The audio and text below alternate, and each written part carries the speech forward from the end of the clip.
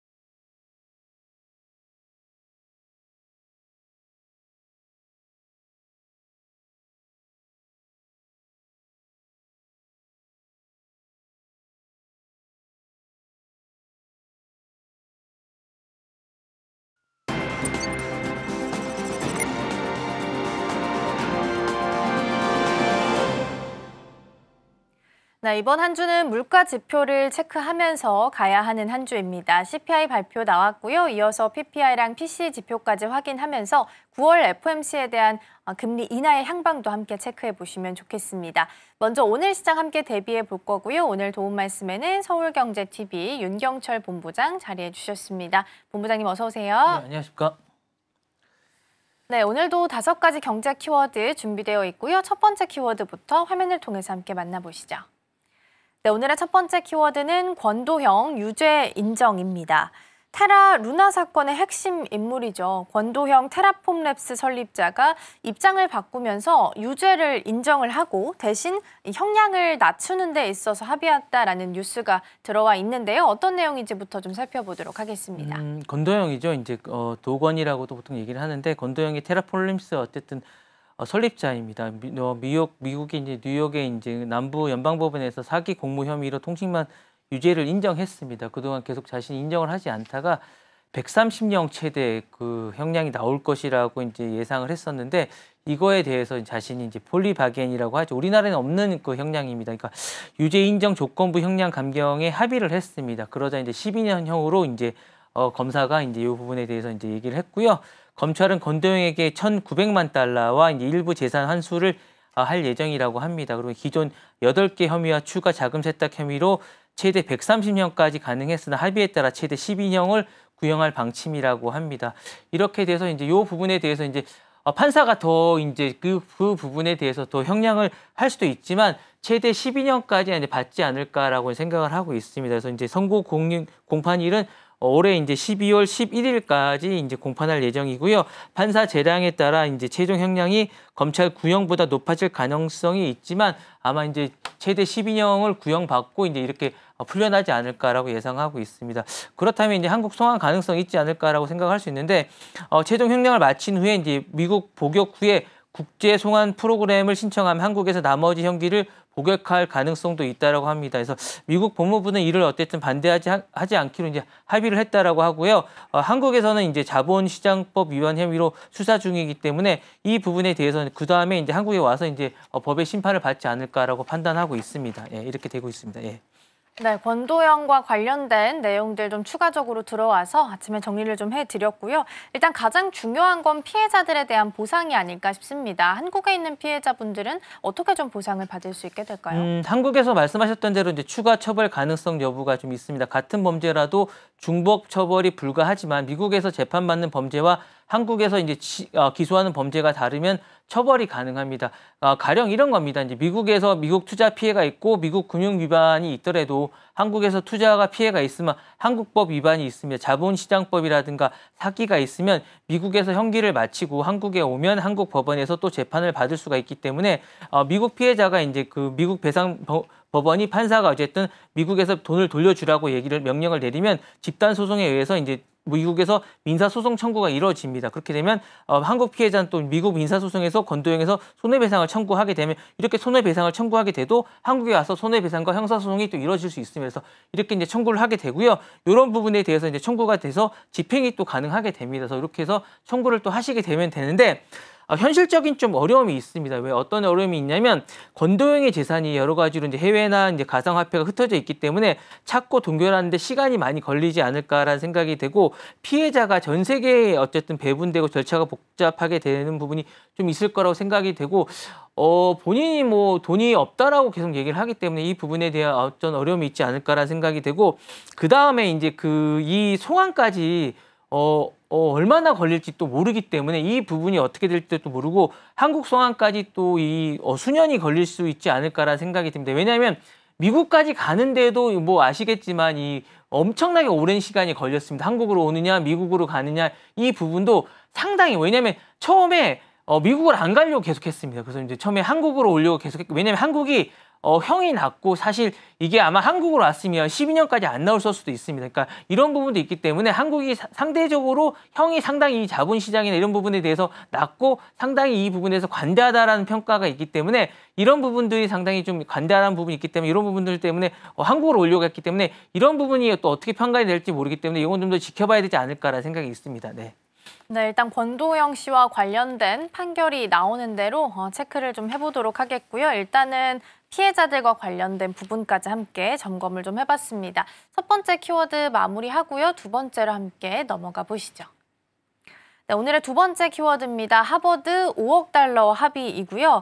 하버드가 이제 5억 달러 이상을 직업이랑 교육 프로그램의 연구에 투자를 하는 대신에 기존에 있었던 연방 정부로부터 연구 자금 지원을 다시 받을 수 있게 됐다고 합니다. 5억 달러를 두고서 합의를 이뤘다라는 것으로 정리를 좀 할 수 있을 텐데요. 어떤 내용인지부터 먼저 정리해 보도록 하겠습니다. 그동안 말씀하셨던 대로 뭐 5억 달러를 합의를 하느냐 안 하느냐 뭐 하버드가 거부를 했다 얘기를 하는데 뭐 이제 뉴욕 타임즈에 난 거 보면 거의 합의에 이르렀다고 합니다. 그래서 향후 내용은 이런 겁니다. 수년간 이제 5억 달러죠. 이 이상을 직업 교육과 이제 정부에서 하는 직업 교육과 프로그램 연구에 투자하라는 내용입니다. 그래서 대가로는 어떤 내용이 있냐면 연방 정부에서 연구 자금을 수십억 달러를 지원받는 조건입니다. 그래서 이 부분에 대해서 어쨌든 하는데 대신에 그 하버드는 이런 조건을 지켜야 됩니다. 국제학생 입학 제한의 조치를 받아야 됩니다. 이런 부분이 있고요. 추가 조건으로 반유대주의를 근절한 노력을 지속적으로 해야 되는 거고 계속적으로 어떤 제한을 받게 됩니다. 학문 자유, 대학 독립성을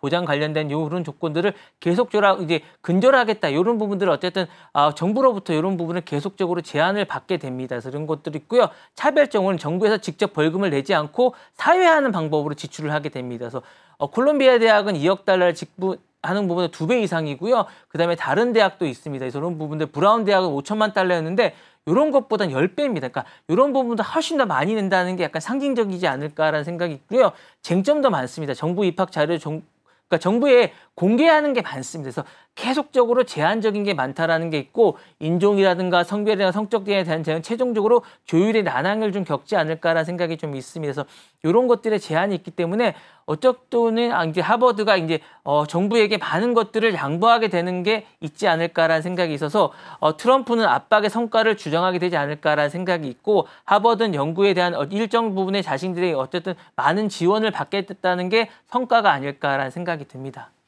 네, 하버드가 5억 달러를 두고서 합의에 들어갔다라는 부분에 대해서 좀 살펴보고 있습니다. 다른 콜롬비아 대학교나 브라운 대와의 조건에 대한 차이도 함께 좀 짚어주셨는데요. 그러면 이제 대학뿐만 아니라 다른 뭐 정치나 언론, 기업들 입장에서 본다면 이렇게 압박이 좀 들어오는 형태가 지금과 좀 비슷하다라고 볼 수 있을까요? 차이가 좀 있죠. 여러 가지 차이가 좀 있는데 어쨌든 차이가 좀 있다라는 건 이제 하버드 대학과 콜롬비아 대학에 대한 차이는 아까 말씀드렸다시피 금액의 차이가 좀 있습니다.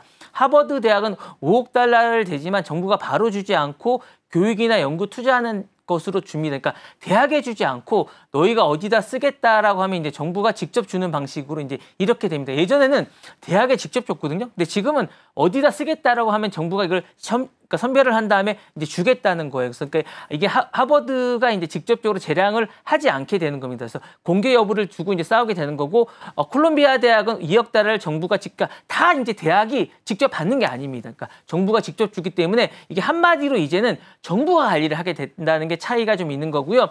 비슷한 정부 압박 사례도 많습니다. 이제 언론이나 CNN은 기자가 출입을 금지하게 되고 소송을 되찾았지만 이후에도 이제 압박이 계속되고 있다라고 볼 수 있는 거고요. 기업도 지금 계속 압박을 하고 있습니다. 그래서 구글이나 애플이나 이런 것들도 거액의 벌금을 계속 매기고 있고 AT&T도 지금 미국 정부가 반독점 소송을 하고 있는 것도 비슷하고요. 알리바바나 정부 규제를 계속 강화하고 있다는 건데 정부는 이제 돈이나 허가나 규제 같은 것으로 계속 압박을 하고 있다라는 게 지금은 어쨌든 정부가 계속 이런 것들에 압박을 하면서 이제 관리를 하고 있다라는 게 차이가 좀 있지만 어쨌든 정부가 돈과 정부와 규제를 이런 것들로 압박을 하고 있다는 게 이제 차이가 좀 있다라고 하지만 이런 부분으로 이제 압박을 하고 있다라는 걸 이제 과시하고 있다는 걸 차이가 있다라고 말씀드리고 싶습니다. 네. 네, 다른 압박 사례까지 함께 좀 체크를 해봤고요. 지금 뭐 학계나 언론, 기업 전방위적으로 압박이 나타나고 있는 부분까지 함께 챙겨보시면 좋겠습니다.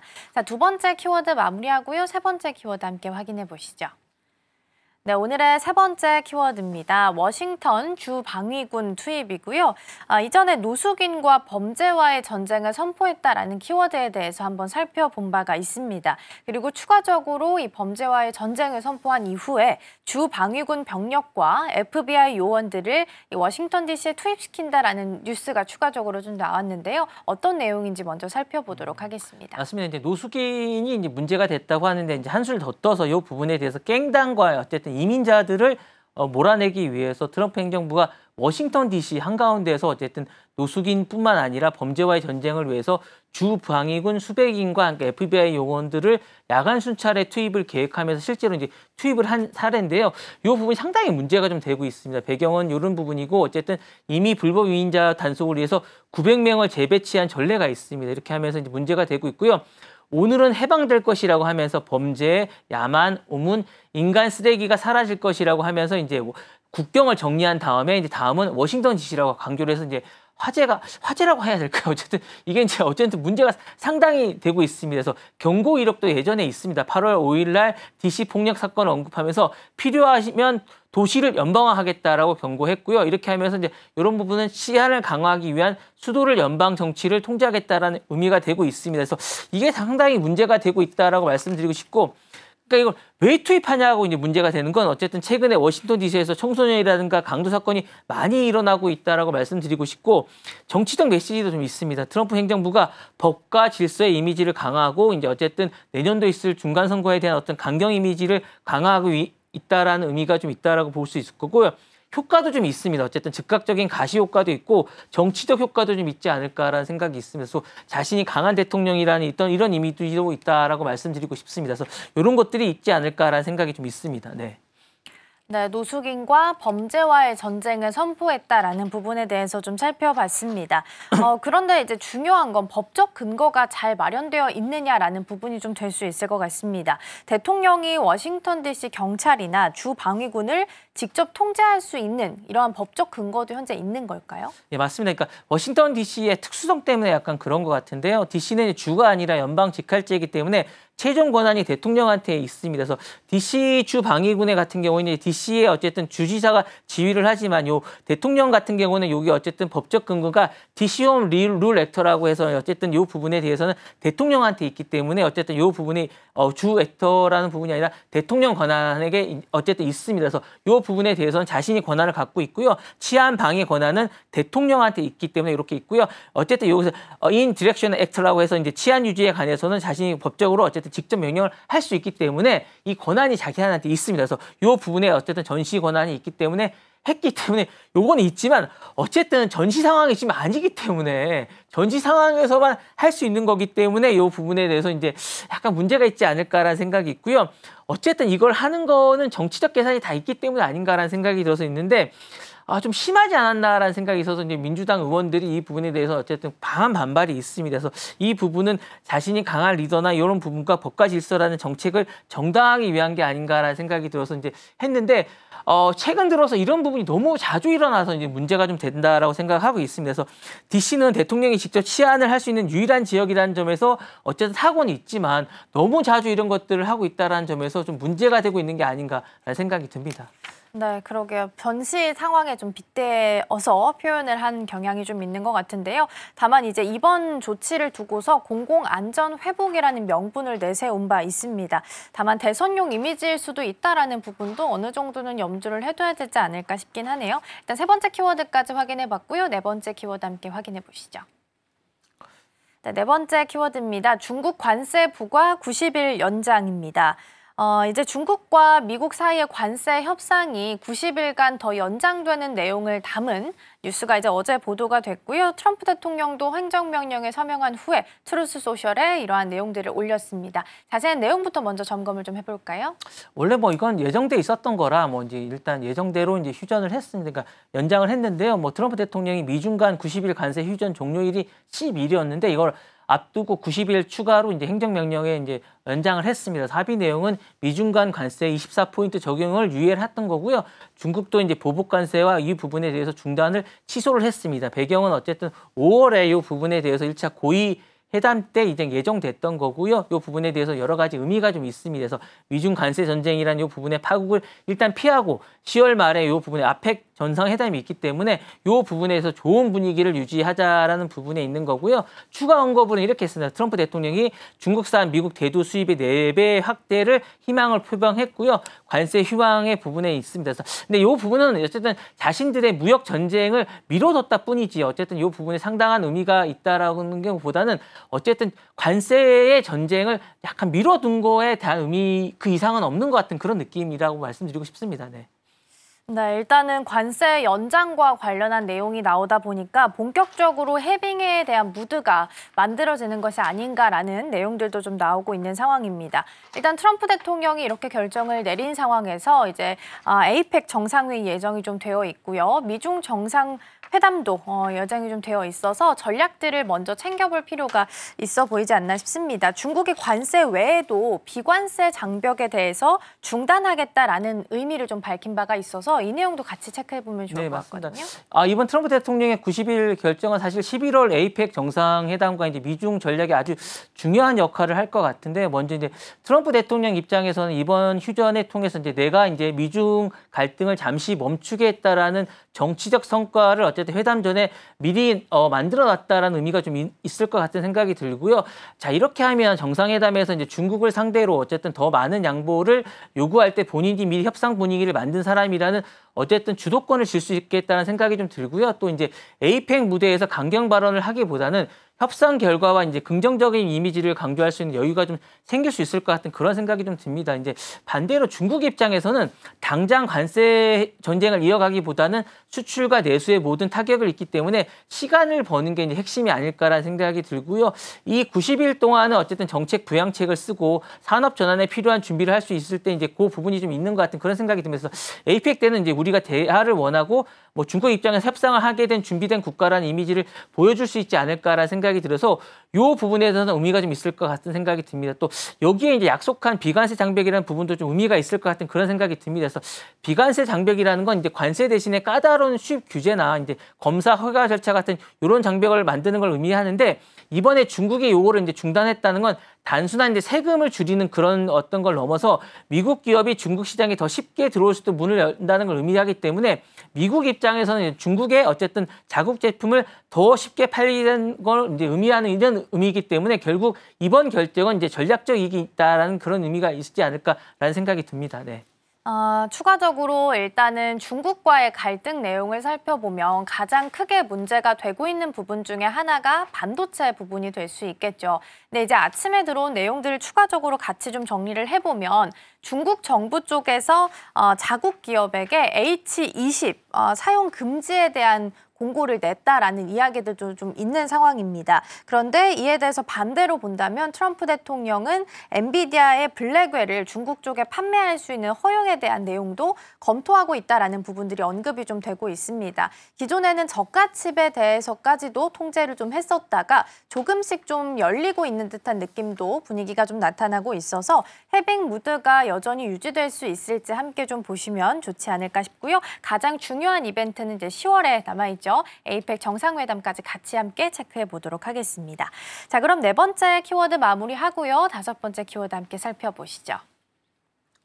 네, 다음 키워드입니다. 트럼프 노벨 평화상이고요. 캄보디아의 훈 마넷 총리가 트럼프 대통령을 노벨 평화상 후보로 추천했다라고 밝혔습니다. 일단 탁월한 정치력을 높이 평가했다라고 하는데요. 애초에 트럼프 대통령이 대선 전부터도 노벨 평화상에 대한 야욕이 좀 있는 상태였기 때문에 특히나 더 주목을 받고 있는 것 같습니다. 내용 먼저 함께 점검해 보도록 하겠습니다. 일단 뭐 훈 총리는 이런 것 같아요. 캄보디아하고 태국 국경 분쟁에서 이제 뭐 역할을 좀 해줬던 것 같습니다. 그래서 이 부분에 대해서 이제 고마움으로 아마 추천한 게 아닌가라는 생각이 듭니다. 중재 과정은 이렇습니다. 7월 26일 날 트럼프 대통령이 정상회담을 했습니다. 태국 캄보디아 정상회담 통화를 했고 교착 상태였는데 태국 쪽에 약간 압박을 가해서 이 부분을 해결을 좀 해준 것 같고 28일 날 말레이시아에서 휴전이 성사가 됐어요. 그러니까 너무 고맙지 않겠습니까? 그러니까 이 양국이 적대행위 제재 방지와 동남아 감시단 수용에 합의를 했기 때문에 캄보디아 약간 밀리는 입장이었는데 이 부분이 어쨌든 합의를 했기 때문에 상당히 고마웠던 것 같아서 분쟁비의 규모와 이런 부분에서 어쨌든 상당히 많은 것들이 있었는데 합의가 되놓으니까 어쨌든 이 부분에 대해서 추천을 하게 된 거면서 추천을 세 군데서 받았습니다. 파키스탄, 이스라엘, 캄보디아에서 후보를 받았으니까 상당히 많은 표를 받았던 거죠. 그러니까 이 부분이 어쨌든 됐고요. 훈 총리가 서한 내용은 트럼프의 개입은 세계에서 가장 불안정한 지역에서 어쨌든 이 부분이 됐다라고 이야기를 하면서 됐고 대규모 인명피해를 막고 평화에 대해서 길을 열었다라고 얘기를 했습니다. 그래서 정치적 맥락에서 됐고요. 최근 미국이 캄보디아산 수입 제조 관세도 49%에서 19%까지 낮춰줬어요. 그러니까 훈 총리 입장에서 얼마나 고맙겠습니까? 이렇게 되다 보니까 관세 인하가 없었으면 우리 제조에서 큰 타격을 입었다라고 이야기를 했는데 어쨌든 3표나 확보를 했기 때문에 아마 높은 어쨌든 이 지지를 받게 되지 않았을까라는 예상이 돼서 당선 가능성이 약간 높아지지 않았을까라는 생각이 듭니다. 그래서 이 부분이 어쨌든 노벨 평화상의 가능성을 약간 높였다라고 말씀드리고 싶습니다. 네. 트럼프 대통령이 기존에도 노벨 평화상에 대한 야욕이 있는 상황에서 이러한 추천을 받았다라는 내용들을 함께 좀 체크를 해봤습니다. 당선 가능성이 실제적으로 좀 있는지도 궁금한데요. 어떻게 예상을 좀 하고 계실까요? 저는 그렇게 높다고 생각하지 않습니다. 왜냐하면 매우 낮습니다. 노벨 평화상이 정치적인 영향력으로 뽑는 게 아니에요. 이게 사실은 정치적 영향력상이 아니기 때문에 이게 사실은 어쨌든 지속적이고 구조적인 평화 기여를 중시하는 상입니다. 이게 평화상이지 않습니까? 이게 정치 영향력상이 아니기 때문에 트럼프 대통령이 과거에도 여러 번 추천을 받았지만 수상된 적이 없습니까? 추천을 많이 받았습니다. 왜냐하면 추천 사유가 이제 이 분쟁 지역은 긍정적인 사례지만 기간이 짧고 전 세계적인 구조적인 영향력이 없습니다. 그러니까 사실은 이 캄보디아 분쟁 지역은 평화적인 영향력이 상징적이지 않습니다. 그러니까 이게 어쨌든 이런 부분이 있고 사실은 지금 우크라이나 지역이 아마 이 지역이 만약에 그 전쟁이 타결이 되면 영향이 좀 있을 것 같아요. 만약에 이 부분은 있을 것 같고 수상자는 보통 분쟁이 장기 결이나 인권 증진이나 국제 활동의 단연간의 업적이 중요합니다. 그래서 변수는 제가 볼 때 우크라이나와 러시아 전쟁의 타결이 제일 클 거라고 생각이 들기 때문에 요게 아마 변수가 되지 않을까라는 생각이 들어서 요 부분이 아마 변수가 될 것 같은데 그래서 지금 되게 노력을 하고 있지 않을까라는 생각이 듭니다. 그래서 아마 알래스카에 있는 요 우크라이나의 어떤 협상이 아마 중요한 변곡점이 되지 않을까라는 생각이 들고요. 그렇다면 집착하는 이유는 제가 볼 때는 오바마 영향이 제일 클 것 같습니다. 오바마에 대한 컴플렉스가 제일 크다고 생각을 하고요. 정치적 브랜드 이런 거 다 있지만 제가 볼 때는 오바마 영향이 제일 크다고 생각합니다. 요 말고는 거의 없다라고 보기 때문에 오바마에 대한 이 부분이 아마 제일 크지 않을까라는 생각이 듭니다. 네. 네, 원래도 평화상에 욕심이 좀 있었던 인물이었기 때문에 대선 전에도 가장 많이 이야기했던 것 중에 하나가 러우 전쟁이기도 했었죠. 최근에 이제 조금씩 휴전 이야기가 나오고 있는 상황이고요. 일정상 이번 주 15일이죠. 알래스카에서 미러 정상회담이 예정이 좀 되어 있습니다. 추가적으로 한 이틀 전이었죠. 12일에 러시아의 푸틴 대통령과 김정은 국방국무위원장이 함께 통화를 했다라는 뉴스도 함께 추가적으로 나오고 있는 상황인데요. 보통 이제 휴전을 앞둔 상황 속에서 전쟁이 조금 더 격화되는 경향이 있습니다. 영토를 더 많이 차지하기 위한 싸움이 좀 벌어질 수밖에 없는데 그래서인지 지금 러시아가 우크라이나 도네츠크로 진군했다라는 뉴스도 추가적으로 있고 영토 문제를 핵심 의제로 미러 정상회담에서 다룰 것으로 예상이 좀 되고 있습니다. 특히나 트럼프 대통령은 우크라이나의 영토를 조금 포기하라는 압박을 가하고 있는 상황이라서 미러 정상회담에서 어떤 내용들이 나오게 될지도 추가적으로 함께 챙겨보시면 좋겠습니다. 자, 여러 가지 키워드 5가지 통해서 함께 살펴봤고요. 전략들도 함께 고민해봤습니다. 오늘 도움 말씀은 여기까지 듣도록 하겠습니다. 본부장님 오늘 말씀 고맙습니다. 네, 감사합니다.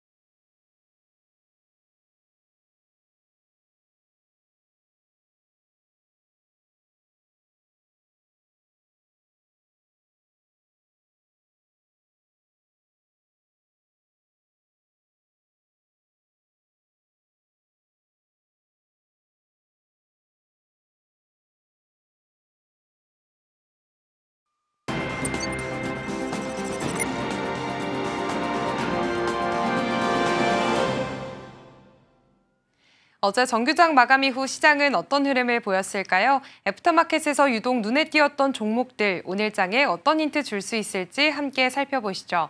먼저 상승률 상위 종목부터 살펴보겠습니다. 지노믹트리가 12.36%로 1위를 차지했고요. 플리토는 11.36% 상승했습니다.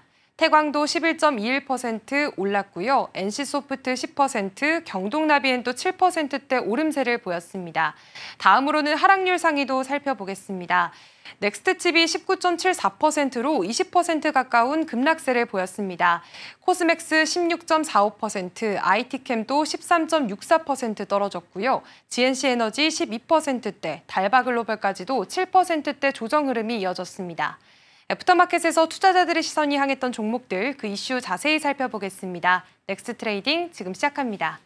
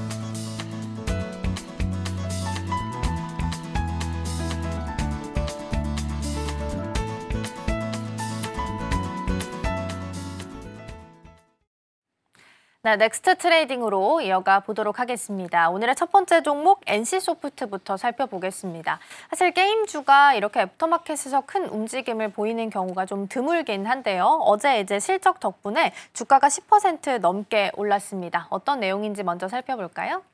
네, NC소프트가 일단 시장 예상보다 훨씬 좋았던 2분기 실적을 내놨습니다. 매출은 3,824억 원, 영업이익이 151억 원이었는데요.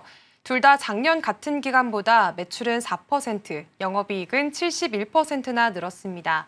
특히나 영업이익 같은 경우에는 증권가가 예상했던 감소 전망을 완전히 뒤집은 수치였습니다.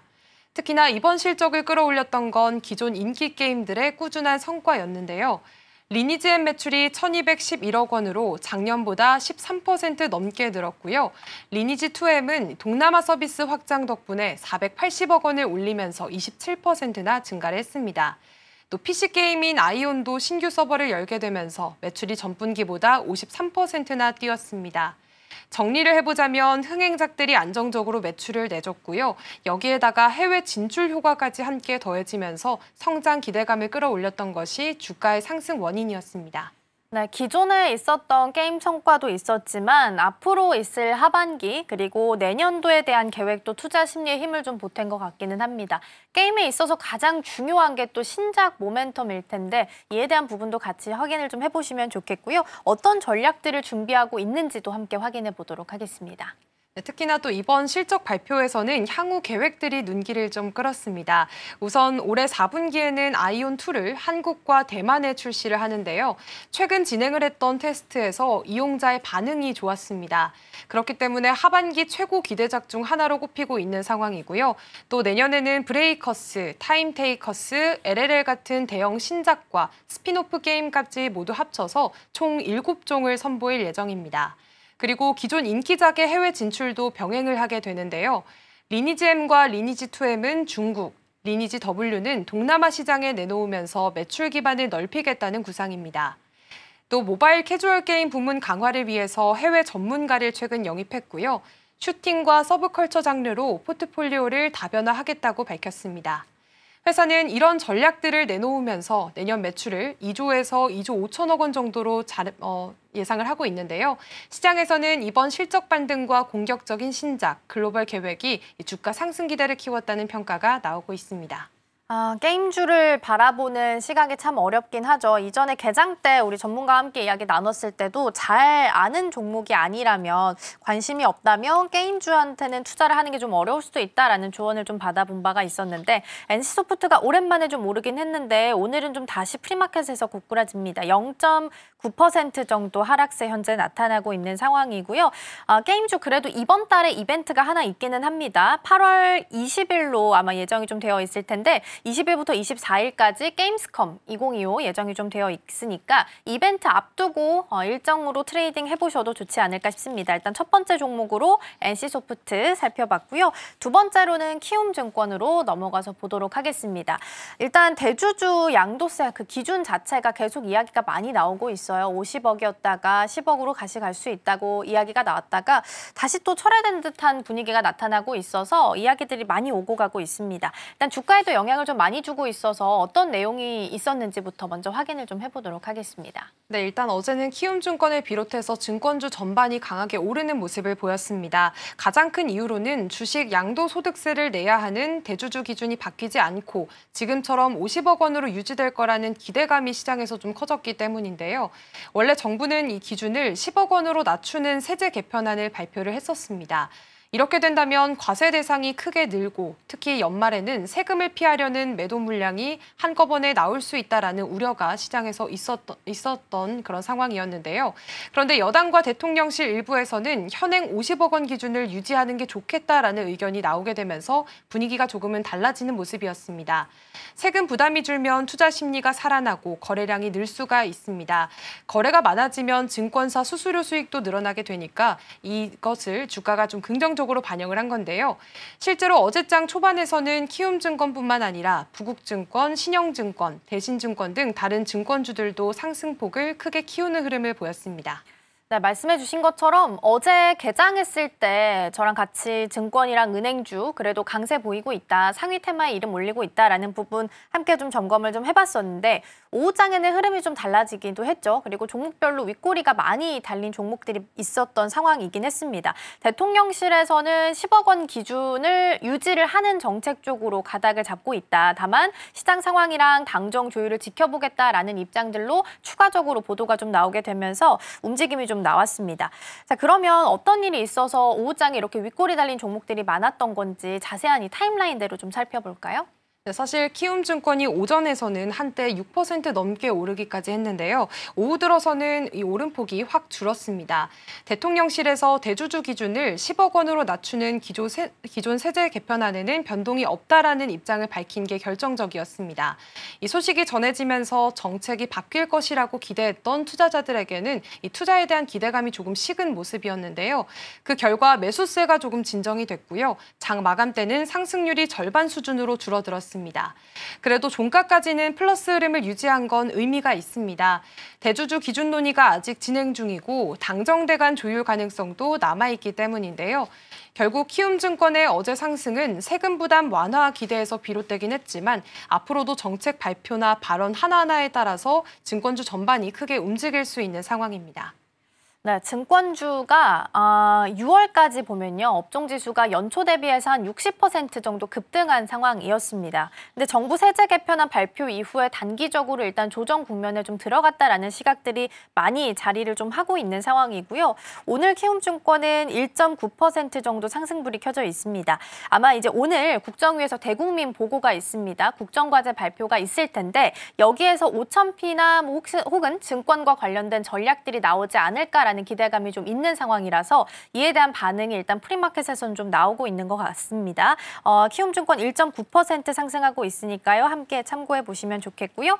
다음 종목으로 LG CNS 살펴보도록 하겠습니다. 베트남에서 대규모 데이터 센터 개발 협력 소식이 전해진 영향으로 보이는데요. 자세한 뉴스 먼저 확인해 보도록 하겠습니다. 네, LG CNS가 베트남 최대 국영통신 기업인 VNPT 그리고 한국투자리얼 에셋운용과 손을 잡고 베트남 데이터 센터 개발을 위한 업무 협약을 체결했습니다. VNPT는 통신과 클라우드, 데이터 센터, 스마트 시티 등 베트남의 디지털 전환을 이끌고 있는 대표적인 기업인데요. 이번에는 LG CNS를 전략 파트너로 선정을 한 겁니다. 이번 협약에 따라서 새 회사는 하이퍼스케일급 AI 데이터 센터를 개발하기 위해서 전문가들로 구성된 워킹그룹을 꾸리게 됩니다.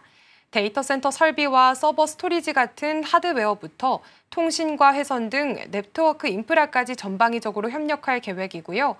LG CNS의 경우에는 이미 인도네시아에서 AI 데이터 센터 구축 사업을 수주한 경험도 있습니다. 이번 베트남 진출로 인해서 동남아 시장에서의 입지를 더욱더 확실히 넓히게 된 셈인데요.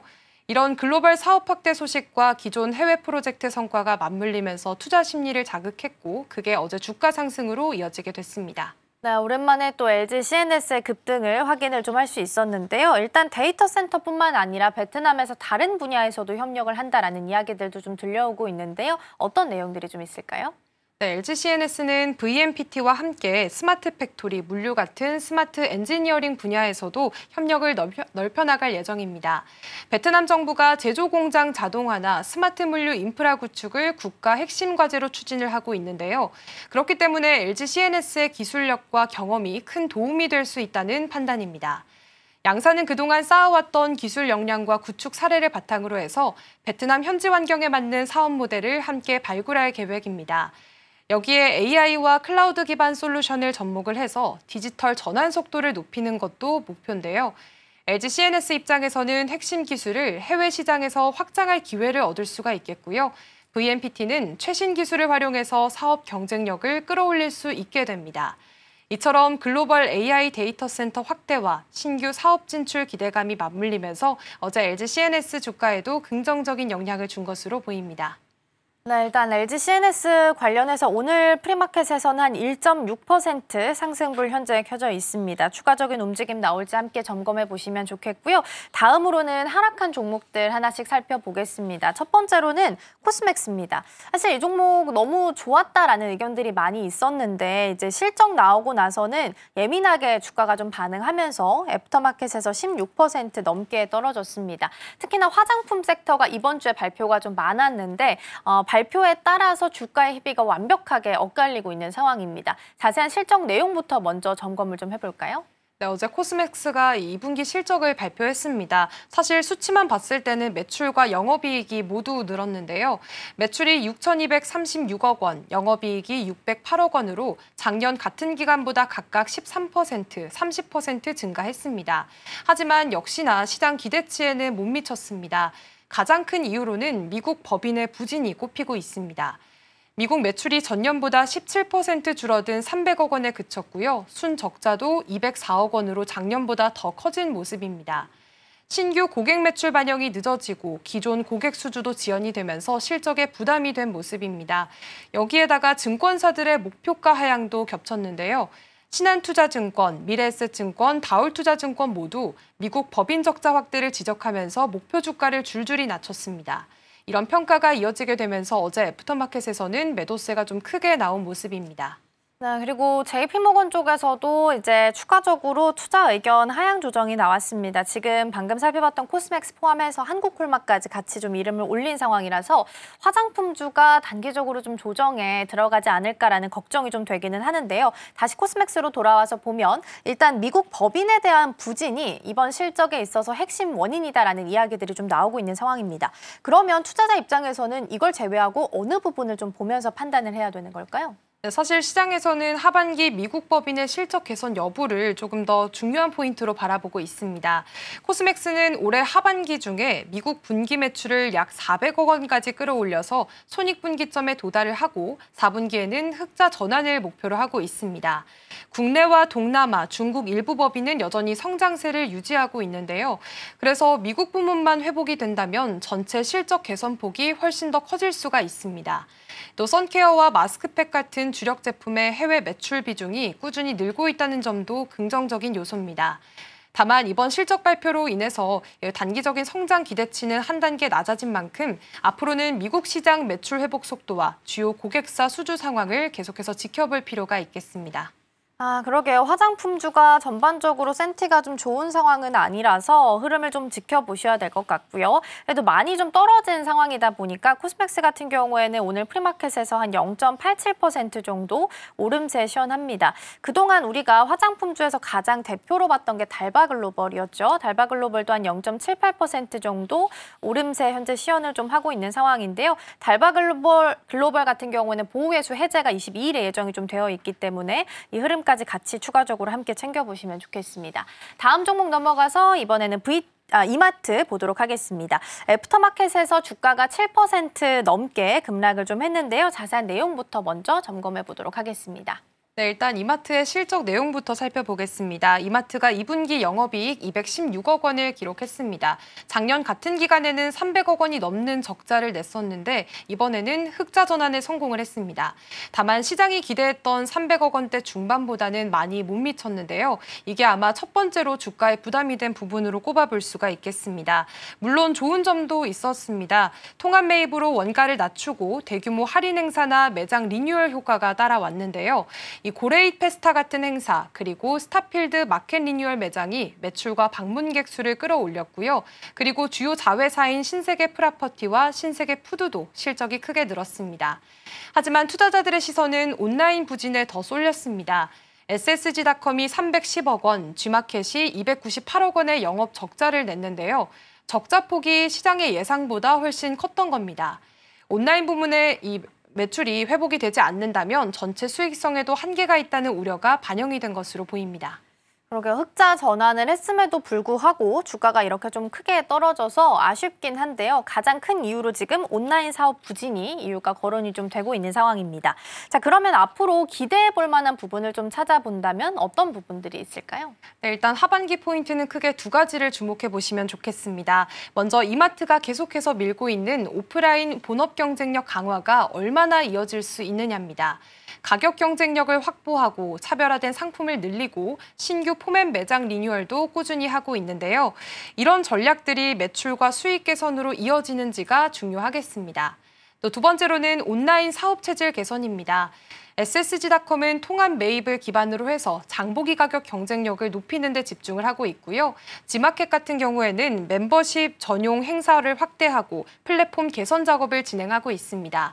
이게 하반기에는 과연 실제로 실적 개선으로 연결이 될지 이 부분도 좀 주목을 하고 있는데요. 주가에도 긍정적인 신호가 될 수 있을 거라는 시장의 기대감도 일부 있습니다.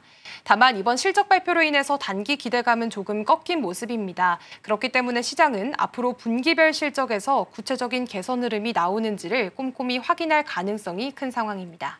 네, 이제 실적이 나왔으니까 증권가에서 리포트들이 줄줄이 추가적으로 나오고 있는 상황입니다. 오늘 아침에 이제 키움, 삼성증권, 신한투자증권 이쪽에서 나온 리포트들 보면 일단은 주가에 대해서는 목표가가 좀 하향 조정되는 리포트가 나왔기 때문에 추가적인 움직임은 예의주시해서 보셔야 될 것 같고요. 어제 좀 떨어졌기 때문에 오늘은 좀 올라오긴 합니다. 저가 매수 이후로 프리마켓에서는 1.1% 상승하면서 현재 8만 원 선에서 가격 형성하고 있습니다. 자, 이마트까지 함께 살펴봤고요. 오늘 넥스트 트레이딩은 여기서 마치도록 하겠습니다. 오늘 말씀 고맙습니다. 고맙습니다.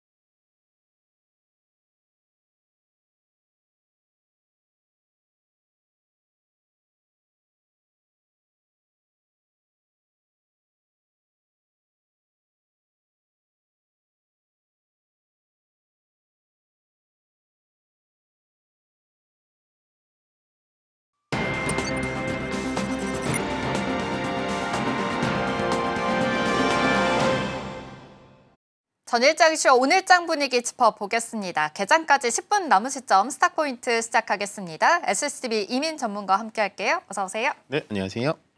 네, 일단 간밤에 있었던 뉴욕 증시 이야기부터 짧게 해보겠습니다. 3대 지수는 모두 상승으로 마감했는데요. 바로 여러분들 기다렸던 이 CPI 지표가 좀 발표됐기 때문입니다. 시장에서는 계속해서 주목을 하고 있는 상황인데요. 시장 예상치에 부합하게 나오면서 어느 정도는 이제 금리 인하에 대한 가능성이 더욱더 커졌습니다. 이제는 B컷에 대한 이야기까지 나오는 만큼 어떤 흐름이 보이게 될지 계속해서 주목해 보시기를 바라겠습니다. S&P 500 지수, 나스닥 지수는 또 한 번 사상 최고가를 경신했습니다. 그렇다면 어제장 분위기도 짚어보겠습니다. 어제 장 출발만 하더라도 좋은 흐름을 보였었던 우리 시장이었는데요. 막판으로 갈수록 세제 개편안 소식이 다시금 좀 불거지면서 논란으로 인해서 아무래도 하락하는 흐름이었습니다. 장 막판으로 갈수록 힘이 약해졌는데 함께 이야기 나눠보겠습니다. 전문가님, 요즘 시장 분위기가 그래도 좀 박스권 안에서 계속해서 순환매가 돌고 있는 흐름인 것 같습니다. 그럴 때일수록 이 정책에 대한 모멘텀 계속해서 받아가는 모습인데요. 네. 어제 이 장 막판으로 갈수록 세제 개편안 논란이 좀 다시금 있었잖아요. 요즘 장의 분위기 어떻게 해석을 해보면 좋을까요? 그러니까 시장이 상당히 좀 짜증스럽게 반응을 하고 있다라고 표현하는 게 맞는 것 같아요. 그러니까 어저께 방금 얘기를 잘 해주셨는데 오전장에는 상당히 좀 좋은 분위기로 흘러갔습니다. 그래서 네.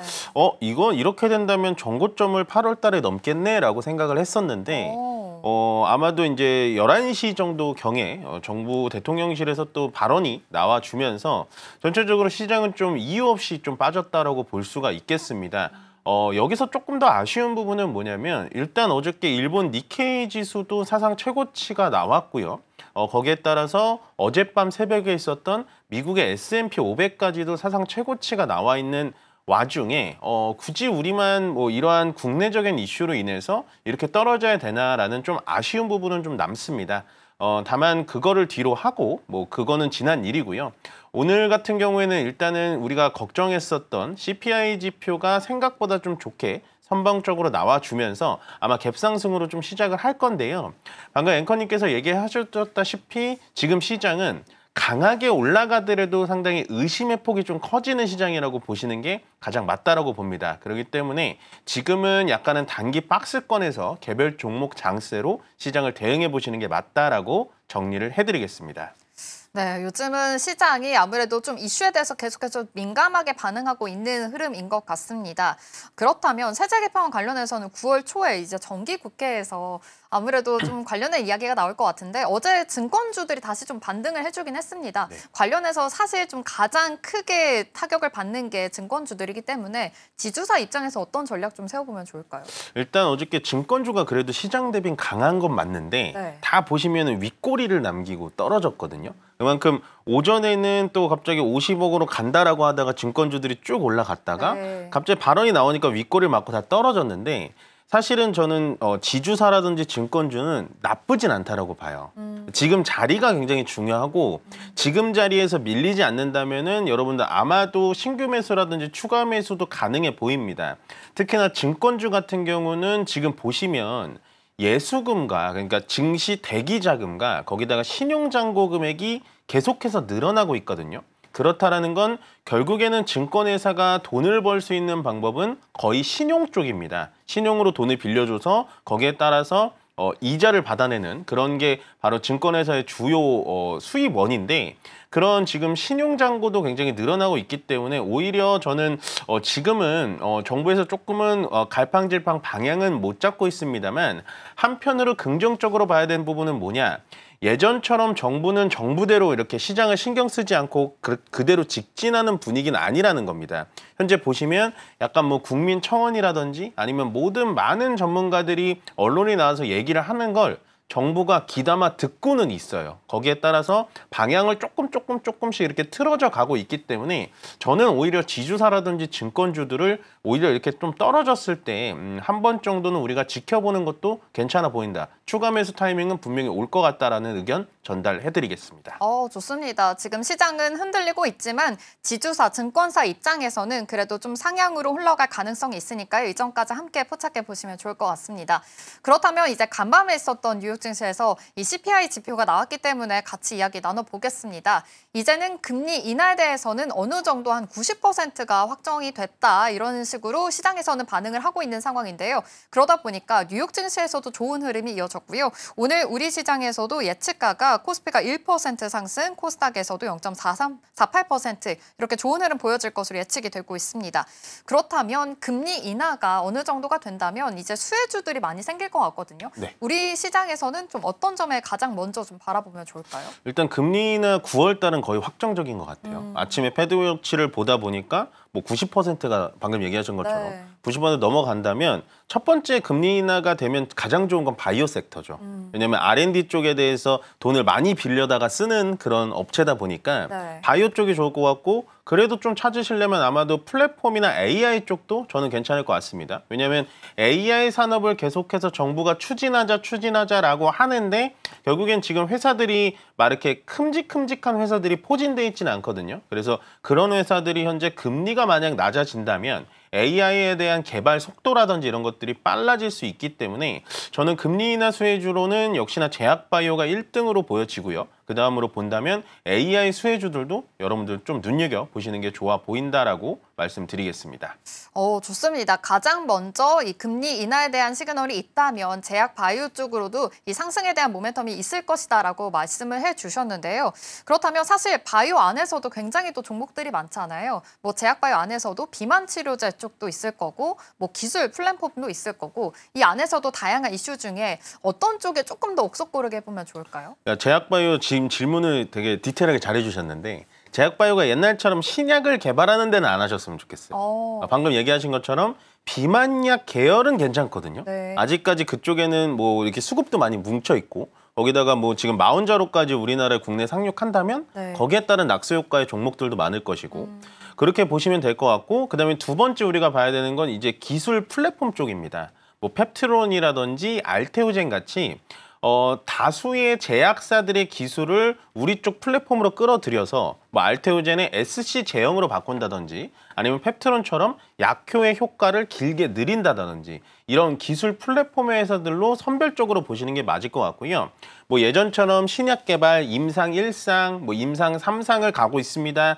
이런 기업들을 물론 투자하시는 건 전 나쁘진 않다라고 보여지는데 사실은 그 임상의 결과에 대해서 어떻게 보면 투자가 아니라 지금 좀 홀짝의 개념으로 투기를 하는 게 아닐까라는 생각을 합니다. 그래서 확실하게 결과물이 나와 있는 비만약 계열의 제약바이오라든지 아니면 기술 플랫폼을 정확하게 가지고 있어서 해외 유수의 기업들과 같이 MOU를 맺고 있는 기업들로 제약바이오 쪽을 타시는 게 훨씬 더 좋아 보인다라는 의견 전달해드리겠습니다. 네, 제약 바이오 안쪽에서도 좀 옥석 고르기가 필요한 것으로 보입니다. 말씀해 주신 대로 신약 개발 쪽은 아무래도 좀 위험성이 높기 때문에 이쪽에 관련된 모멘텀보다는 비만 치료제라든지 뭐 펩트론 같은 기술 플랫폼도 좋을 것이다라고 말씀해 주셨습니다. 지금 현재 바이오 종목들도 일제일 오늘은 좀 상승할 것으로 보이니까요. 함께 참고해 보시면 좋겠습니다.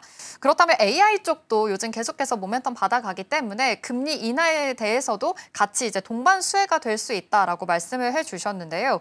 AI 얼마 전에는 국가대표 AI까지도 선정이 됐잖아요. 네. 관련해서 반도체 투톱 이외에도 이제는 뭐 네이버라든지 여러 가지 기업들이 지금 물 위에 올라온 상황인데 이쪽으로는 전략은 또 어떻게 세워보면 좋을까요? 그러니까 지금 이재명 신정부가 들어오고 나서 밀고 있는 정책을 우리가 답안지를 보고 투자를 하면 되는 거예요. 가장 밀고 있는 게 일단 첫 번째는 스테이블 코인이었고 네. 그다음에 AI 산업을 많이 밀고 있고 그다음에 미국과의 협상을 위해서 조선 쪽은 우리가 놓고 갈 수가 없는 거죠. 그래서 제가 봤을 때는 AI도 질문을 해주셨지만 AI 쪽에 대해서는 충분히 모멘텀이 아직 살아있다라고 보여집니다. 뭐 정부에서 지원금도 줄 것이고요.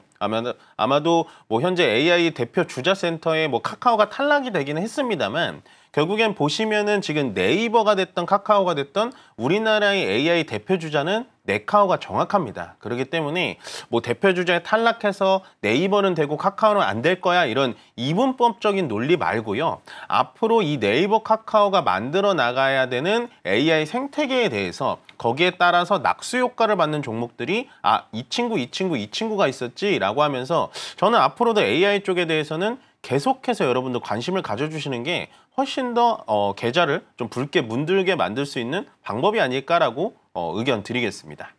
네, AI 생태계 안에서도 좀 낙수 효과를 볼 수 있는 기업들이 많으니까요. 이 점도 주목해 보시면서 투자 포인트들 잘 세워보시면 좋겠습니다.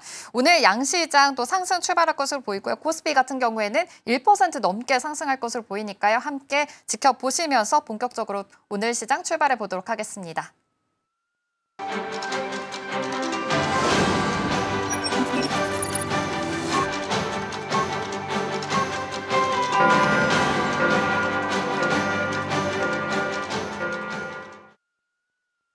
(8월 13일) 수요일 우리 시장 본격적으로 출발해 보겠습니다. 일단 간밤 뉴욕 증시는 3대 지수가 상승으로 마감했는데요. S&P 500 지수와 나스닥 지수가 사상 최고가를 또다시 경신했습니다. 그 이유 중에 하나가 바로 금리 인하에 대한 시그널이 더 높아졌기 때문입니다. CPI 지표가 발표가 됐죠. 소비자 물가 지표가 이 시장의 예상치 어느 정도는 좀 부합하게 나오면서 어느 정도 이 관세 부담이 조금은 덜하다라는 해석들이 나오고 있기 때문입니다. 관련해서도 계속해서 지켜보시면 좋겠고요. 또 내일 밤에는 PPI 지표가 나오니까요. 이전까지도 주목해 보시면 좋겠습니다. 네, 그렇다면 오늘 우리 시장, 양시장 상승 출발하고 있고요. 1% 넘는 상승입니다. 일단 코스피는 1.01% 상승하면서 3,222포인트 선 지나가고 있고요.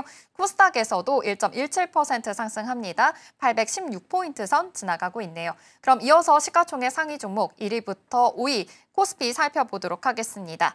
네, 오늘 반도체 투톱의 흐름이 좋습니다. 일단 삼성전자 1.13% 상승하면서 71,700원 선 지나가고 있는데요. 요즘 마이크론이 이 실적 전망을 좀 상향 조정을 하면서 디램 가격이 올랐기 때문이다라는 이야기가 나오고 있죠. 함께 또 모멘텀 받아갈 수 있으니까요. 함께 짚어보시면 좋겠고요. 오늘 SK하이닉스가 강합니다. 3% 가까운 상승 흐름 보여지면서 27만 7천 원 선 지나가고 있습니다.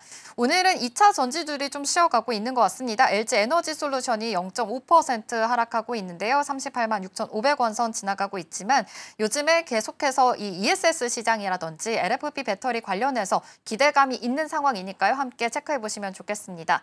삼성 바이오로직스 1% 상승하고 있습니다.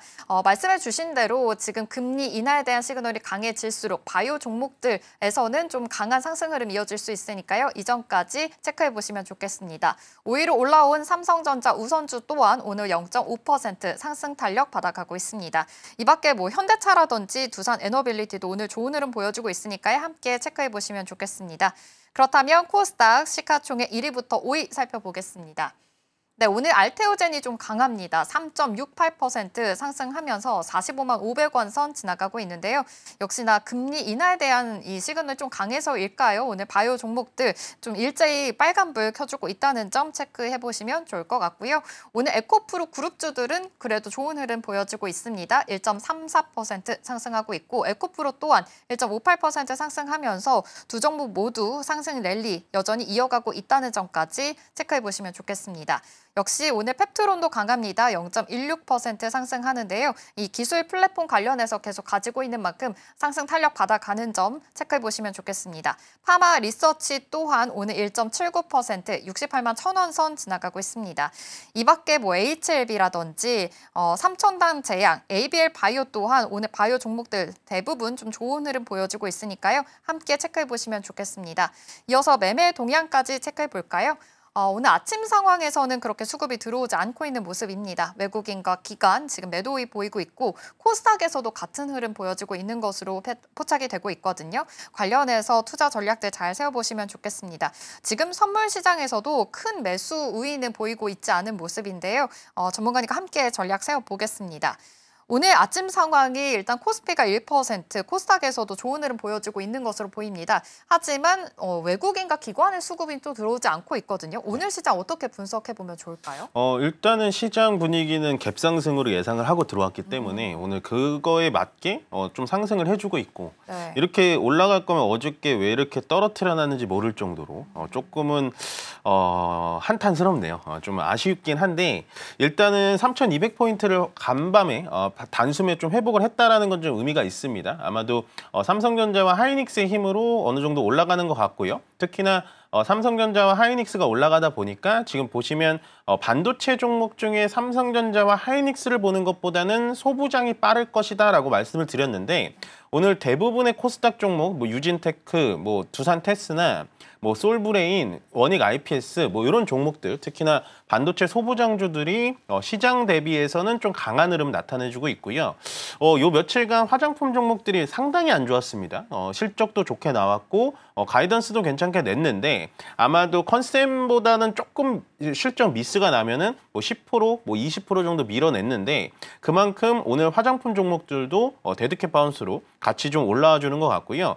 그 외에는 뭐 2차 전지가 살짝 쉬어주는 것 같지만 여러분들 2차 전지의 테마에서도 옥석을 잘 가리셔야 됩니다. 현재는 완성 셀을 만드는 업체보다는 ESS 쪽과 LFP 배터리, 특히나 양극재와 음극재를 만드는 소재 쪽은 오늘도 강한 모습을 보여주고 있기 때문에 전체적으로 시장은 오늘 반등을 좀 보여주고 있습니다만 오후에 또 어떻게 바뀔지는 모르니까 좀 눈여겨보셔야 될 것 같고요. 방금 이 수급을 좀 여쭤보셨는데 사실은 요즘에는 이 9시 시작하자마자 수급을 볼 이유는 크게 없는 것 같아요. 전체적으로 외국인들의 현선물도 오후장에 가가지고 갑자기 방향성이 달라진다든지 옵션 쪽도 마찬가지입니다. 갑자기 방향성이 들쭉날쭉하기 때문에 지금은 뭐 지수 대비해서 종목을 트레이딩해야지 수급 대비해서 종목을 트레이딩해야지 보다는 그냥 개별 종목 장세기 때문에 종목 테마에 2차 전지의 ESS가 강하다라고 하면 그쪽으로 붙으시는 게 훨씬 더 빠른 시장 대응책이 되지 않을까라고 정리해드리겠습니다. 네, 요즘 아무래도 좀 종목 장세 흐름들이 이어지고 있는 것으로 보입니다. 이제 테마별로 이 뉴스들 계속 팔로우 하시면서 좋은 테마도 선별하셔서 투자 포인트 잘 세워보시면 좋을 것 같습니다.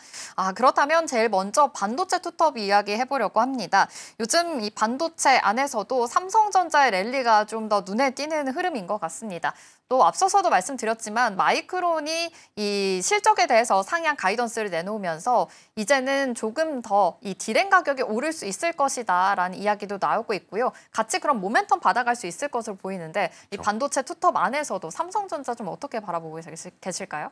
계속해서 어저께 얘기를 하는데 어저께 좀 더 올라갔었어야 될 것 같아요. 그러니까 마이크론 얘기를 해주셨잖아요. 마이크론이 어쨌든 실적 가이던스를 되게 보수적으로 내는 회사인데 네. 3분기 실적 가이던스도 좋게 냈다라는 건 결국엔 디램 가격은 무조건 올라간다라는 거예요. 거기다가 중국에 대해서 시장도 트럼프가 개방을 해주면 마이크론 우리 실적 더 좋을 수 있어 하면서 어저께 사실은 오전장에 삼성전자 하이닉스가 좋았잖아요. 네. 그게 물론 오늘 올라가긴 합니다만은 주식이라는 거는 이 타이밍과 타점이 되게 중요합니다. 그래서 어저께 분위기를 타서 오늘도 추가적인 상승이 나왔으면 아마도 지수가 코로나 전 지수를 전고점을 또 다시 한번 트라이 해보는 그런 좋은 그림이 나올 수 있었는데 일단 좀 그 부분은 아쉬운 점이고요.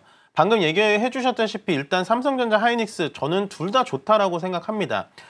제가 항상 한 3개월 전, 6개월 전만 하더라도 삼성전자보다는 당연히 하이닉스가 훨씬 더 좋습니다라고 말씀을 드렸는데요. 지금은 삼성전자가 뭐 크게 돈을 버는 구조는 나오진 않습니다. 그렇지만 테일러 공장, 파운드리 공장에 대해서 계속해서 테슬라의 수주가 들어오고 거기다가 애플에 대해서 이미지 센싱에 대한 수주가 좀 들어온다면 파운드리 시장이라는 건 계속해서 만들어 보면서 이렇게 좀 실패를 경험해보면 수율이 좋아지는 거거든요. 산업의 특성상. 그렇기 때문에 현재 미국의 M7이라고 불리는 애플과 테슬라의 수주를 일단 1차적으로 받았다라는 점을 플러스 점수를 주고 싶고요. 다만 삼성전자가 앞으로 하이닉스보다 조금 더 좋아질 만한 모멘텀은 뭐가 있냐. 저는 이 HBM의 숙제는 분명히 풀어야 된다고 생각합니다. 그렇기 때문에 지금은 저도 아직까지도 하이닉스가 삼성전자보다 좋다라고 말씀을 드리지만 만약에 삼성전자가 이 HBM의 숙제까지 풀어낸다면 그때는 삼성전자 하이닉스 거의 반반 정도로 비중을 가져가셔도 좋지 않을까라고 의견 전달해드리겠습니다.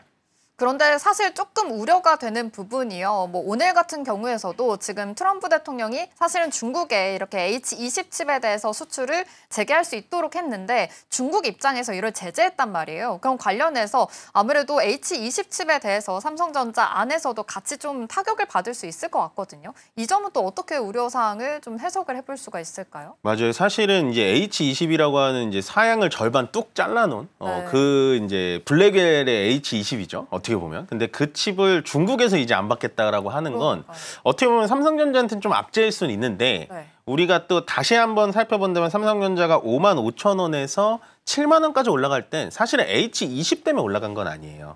그냥 기대감. 테슬라라는 큰 고객이 들어왔네? 파운드리 이제 돈 버는 것보다 일단 공장 돌릴 수 있네? 라는 기대감 때문에 올라간 거기 때문에 크게 삼성전자의 주가가 H20 때문에 떨어진다라는 걱정은 안 하셔도 될 것 같다. H20으로 인해서 좀 중국에 대한 규제는 있었지만 이로 인해서 삼성전자가 그것 때문에 올라간 건 아니기 때문에 여러 가지 긍정 모멘텀들이 있으니까요. 함께 덩달아서 생각해 보시면 좋을 것 같습니다. 이렇게 반도체 투톱에 대해서 전략 한번 세워봤고요. 관련해서도 AI 관련된 소부장들이 굉장히 중요하다라고 말씀을 해주셨는데 사실 HBM 안에서도 소부장들이 굉장히 또 있습니다. 그 안에서 같이 좀 타격을 받는 모습인데 이런 탄력들 또 앞으로의 랠리도 어떻게 좀 해석을 해보면 좋을까요? 그러니까 소부장들의 탄력이 더 빠르니까 네. 우리 투자자들은 삼성전자 하이닉스를 사셔도 신경을 안 쓰시려면 사셔도 되는데 근데 우리는 또 빠른 수익 또 높은 수익을 좋아하시잖아요. 네. 그럴 바에는 그러면 삼성전자 향해 소부장을 사시는 게 낫고 SK 하이닉스 향해 소부장을 사시는 게 훨씬 더 낫습니다. 오늘도 보시면 뭐 삼성전자 하이닉스 둘 다 양봉을 그려놓고는 있습니다만 현재 보시면 뭐 원익 IPS가 거의 10% 넘게 올라가고 있는 모습 보시면 될 것 같고 거기다 뭐 솔브레인이라든지 아니면은 뭐 ENF 테크놀로지 뭐 이런 종목들이 다 같이 올라간다는 거죠. 결국엔 삼성전자의 테일러 공장 옆에 같은 장비 회사, 같은 소재 회사들이 공장을 차려서 있는 그런 기업들을 잘 찾아보신다면 시장 대비 훨씬 더 좋은 수익률을 여러분들 느끼실 수 있을 거다. 그렇기 때문에 현재는 삼성전자 하이닉스 향해 소부장주들, 그러니까 소규모 업체들을 잘 찾아서 공부해 보시는 게 훨씬 더 좋아 보인다라고 의견 전달하겠습니다. 네, 좋습니다. 그렇다면 요즘 또 실적 시즌이 이제 마무리가 되면서 어느 정도는 실적에 대한 숫자들을 계속 확인을 하고 있는 상황인데요. 오늘 아침에 속보로도 전해드렸지만 펄어비스 실적이 나왔습니다. 사실 좋지 못하게 나오면서 이제 신작에 대해서 연기 소식까지 나왔거든요. 그러다 보니 오늘 하락폭이 굉장히 높습니다. 21% 하락을 하고 있는데 이 앞으로의 게임주들 이 안에서도 굉장히 옥석 고르기는 중요할 것 같습니다. 요즘 게임주들이 좀 부진한 성적표라서 그럴지 모르겠지만 계속 하락을 면치 못하고 있는 흐름이거든요. 이 안에서의 전략은 어떻게 세워보면 좋을까요? 그러니까 게임주는 지금 펄어비스 같은 경우는 제가 아침부터 봤지만 실적이 안 나와서 주가가 떨어지는 건 아닌 것 같아요. 그러니까 안 나와서 주가는 뭐 5%, 6% 떨어질 수 있는데 지금 20% 떨어지잖아요. 네. 이거는 신작에 대한 연기가 나왔기 때문이에요. 이 펄어비스라는 기업을 좀 아시는 분들은 붉은 사막의 기대감으로 투자를 많이 하셨을 거예요. 근데 이게 제가 알기로는 정확하진 않지만 거의 한 4번 정도 지금 연기를 한 상태거든요. 시장에서 가장 싫어하는 게 이런 겁니다. 불확실성. 불확실성이 해소가 돼서 그 게임이 잘 되면은 주가가 올라가는데 실질적으로 검은 사막의 2탄인 붉은 사막이라는 게임이 계속해서 4번 연속 연기가 된다는 건 시장에서 어떻게 생각하냐. 이 게임 뭔가 이상하게 완성도가 아직도 없는 거 아니야? 벌써 2년이 넘게 연장이 됐는데 하면서 오늘 주가가 좀 떨어지는 겁니다. 그래서 전체적으로 지금 펄어비스가 떨어지면서 게임 테마들이 같이 떨어지고 있는데요. 네. 게임 테마라는 거는 같이 올라가서 한 군데 모여서 올라간다라는 느낌보다 반도체와 2차 전지랑 달리 게임사들만의 신작에 대한 영향 모멘텀이 있는 기업들을 잘 찾아보셔야 돼요. 예를 들어서 뭐 NC소프트의 아이온2가 좀 괜찮게 나올 수 있을 거다라는 얘기가 나오고 어저께 실적도 좋게 나왔기 때문에 주가가 좋았고 거기다가 뭐 크래프톤의 뭐 지금 배틀그라운드 같은 경우는 국내 외에도 해외로 수출을 또 많이 하고 있기 때문에요. 현재 게임사들도 여러분들 잘 보셔야 되는 게 국내에서만 인기가 많다 해서 주가가 가는 게 아니라요. 해외 수출을 얼마나 잘하느냐가 게임사들의 주가의 업앤다운을 분명히 할 수 있다라는 재료 꼭 가져가시길 바라겠습니다. 네, 게임주 같은 경우에는 아무래도 오늘 펄어비스는 이 실적에 대한 모멘텀도 있었지만 아무래도 이 신작에 대한 출시를 더욱더 연기하겠다라는 이슈와 함께 아무래도 좀 하락폭이 더 깊으니까요. 함께 체크해 보시면 좋겠습니다. 또 걱정되는 섹터가 있어서 여쭤보고 싶어요. 아무래도 화장품일 것 같은데 네. 달바 글로벌 같은 경우에도 실적에 대해서 기대감이 있었는데 사실 좀 주저앉고 말았습니다. 어제는 뭐 코스맥스나 한국콜마 또한 같이 내려앉은 상황이었습니다. 이럴 때 어떤 전략들 세워보면 좋을까요? 한마디로 말해서 너무 비쌌다. 아, 네, 너무 비쌌기 때문에 실적이 살짝만 미스가 나도 주가가 많이 빠지는 겁니다. 그러면 우리가 여기서 봐야 되는 건 뭐냐. 예를 들어 달바 글로벌이 됐던 네. 코스맥스가 됐던 정말로 실적이 많이 안 나왔냐라는 건데요. 실질적으로 매출도 성장을 했고 영업이익도 성장을 했는데 네. 실적의 증권사의 가이던스보다 좀 못했다고 해서 주가를 확 빼는 거거든요. 그럼 우리가 여기서 생각을 해야 되는 건 달바 글로벌이라는 종목을 가지고 있다면 겁을 내야 될 게 아니라요. 이 기업 그래도 성장도 하고 해외에도 잘 파네? 라고 하면서 오히려 어떻게 본다면 매수의 기회를 좀 삼아보는 게 훨씬 더 좋아 보입니다. 물론 지금은 떨어지는 와중이기 때문에 뭐 오늘 당장 매수하세요라고 말씀드리는 게 아니라 기업의 모멘텀, 달바글로벌, 뭐 실리콘투, 코스맥스 다 떨어지긴 했는데요. 계속되는 저는 모멘텀은 괜찮다라고 보여지고 K컬처가 계속해서 성장을 한다면 전 K뷰티도 분명히 따라갈 수 있을 거다. 오히려 매수의 기회를 포착해 보자라는 의견 전달해드리겠습니다. 네. K뷰티에 대한 흥행이 계속해서 이어지고 있고 기업 자체 펀더멘털도 좋기 때문에 이 정도 파악해 보시면서 오히려 이럴 때는 좀 기회가 될 수 있다라는 이 코멘트 주셨으니까요. 참고해 보시면 좋겠습니다. 스탁포인트는 여기서 마무리하도록 할게요. SCTV 이민 전문가와 함께했습니다. 고맙습니다. 네, 고맙습니다.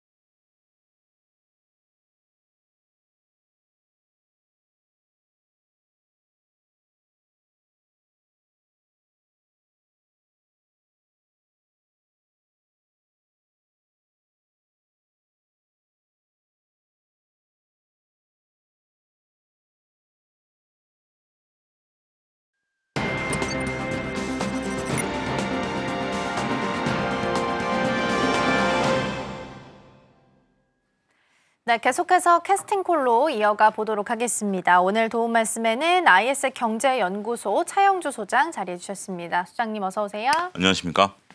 네, 다행히 오늘 시장 분위기는 나쁘지 않은 것 같습니다. 양시장 모두 강보화 풀러가고 있는데 약간 아쉬운 부분이 있다면 수급이 현물에서는 좀 빠지고 있는 분위기 일단은 나타나고 있습니다. 외국인과 기관 쌍끌이 매도 현재 나타나는데요. 전반적인 개장 분위기는 먼저 어떻게 해석하고 계실까요? 예, 일단 뉴욕 증시가 뭐 금리 인하 모멘텀으로 강한 흐름들을 좀 나타내고 있었죠. 전반적으로 뭐 긍정적인 흐름들이 나타났습니다. 1% 이상 강한 상승 흐름이 나타났음에도 불구하고 국내 증시가 그 바톤을 이어받지 못하고 있다라는 것이 안타까운 현상이다라고 좀 말씀드릴 수가 있겠습니다. 아무래도 우리가 뭐 양도세 문제 어제부터 이제 청와대의 이 얘기와 이제 그 여당과의 이제 얘기. 물론 이제 청와대에서는 아직 변한 건 없다. 우리는 원론적인 얘기를 계속하고 있고 여당 내에서 얘기가 나오고 있고 언론에서 지금 이제 하는 거다라고 또 얘기를 하고는 있습니다만 일단 지금은 확정되지 않았다라는 측면에 있어서는 여러 가지 불확실성 때문에 시장 참여자들이 아직까지는 좀 관망세를 좀 나타내고 있다라고 좀 말씀드릴 수 있겠죠. 여기에 이제 수급까지 좀 꼬여 있는 부분들이다라고 말씀을 좀 드릴 수가 있겠습니다. 정상적인 외국인들의 수급이 들어와 준다라면 여기에 기관들의 수급이 들어와 준다라면 개인들의 투심이 좀 안정될 수 있는 부분들이 있긴 하겠습니다만 여러 가지를 좀 두들겨 보고 현재 지금 보자라고 좀 말씀드릴 수 있겠고 어제 그제 최근에 좀 움직임들을 보면 일부 종목들 오늘도 또 일부 종목들이 크게 밀리는 모습들이 좀 보여주고 있어요. 그러니까 이제 투심이 불안한 가운데 저는 이렇게 표현드리고 싶은데 갑자기 옆에서 폭탄이 한두 개씩 이제 터지기 시작하는 네. 거죠. 그러다 보니까 많은 투자자분들이 야 이거 정말 조금 적극적으로 할 만해라고 보는 거죠.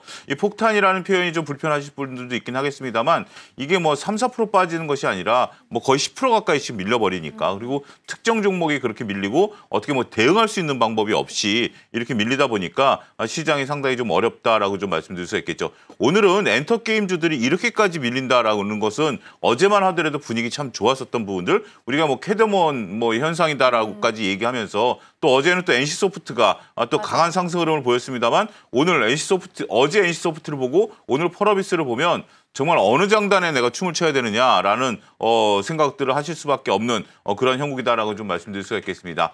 장세가 쉬운 듯 쉬운 상황은 아니에요. 근데 오늘이 이제 수요일이죠. 네. 내일이 목요일이고요. 그다음에 이제 15일이 금요일입니다. 금요일 날 쉬는 기간에도 우리는 실적 발표가 납니다. 따라서 일단 오늘 내일 실적 막바지입니다. 실적 막바지에는 뭐 앵커께서는 그렇게 경험하지 못하셨겠습니다만 저는 그런 경험 많이 했어요. 시험 성적이 안 나오면 제 어머님한테 성적표를 잘 안 보여드렸어요. 근데 어쨌든 보여드려야 되는 거 아니겠습니까? 그러니까 지금 실적이 나오는 것들은 좋은 실적일 가능성이 높다 낮다? 상대적으로 낮다.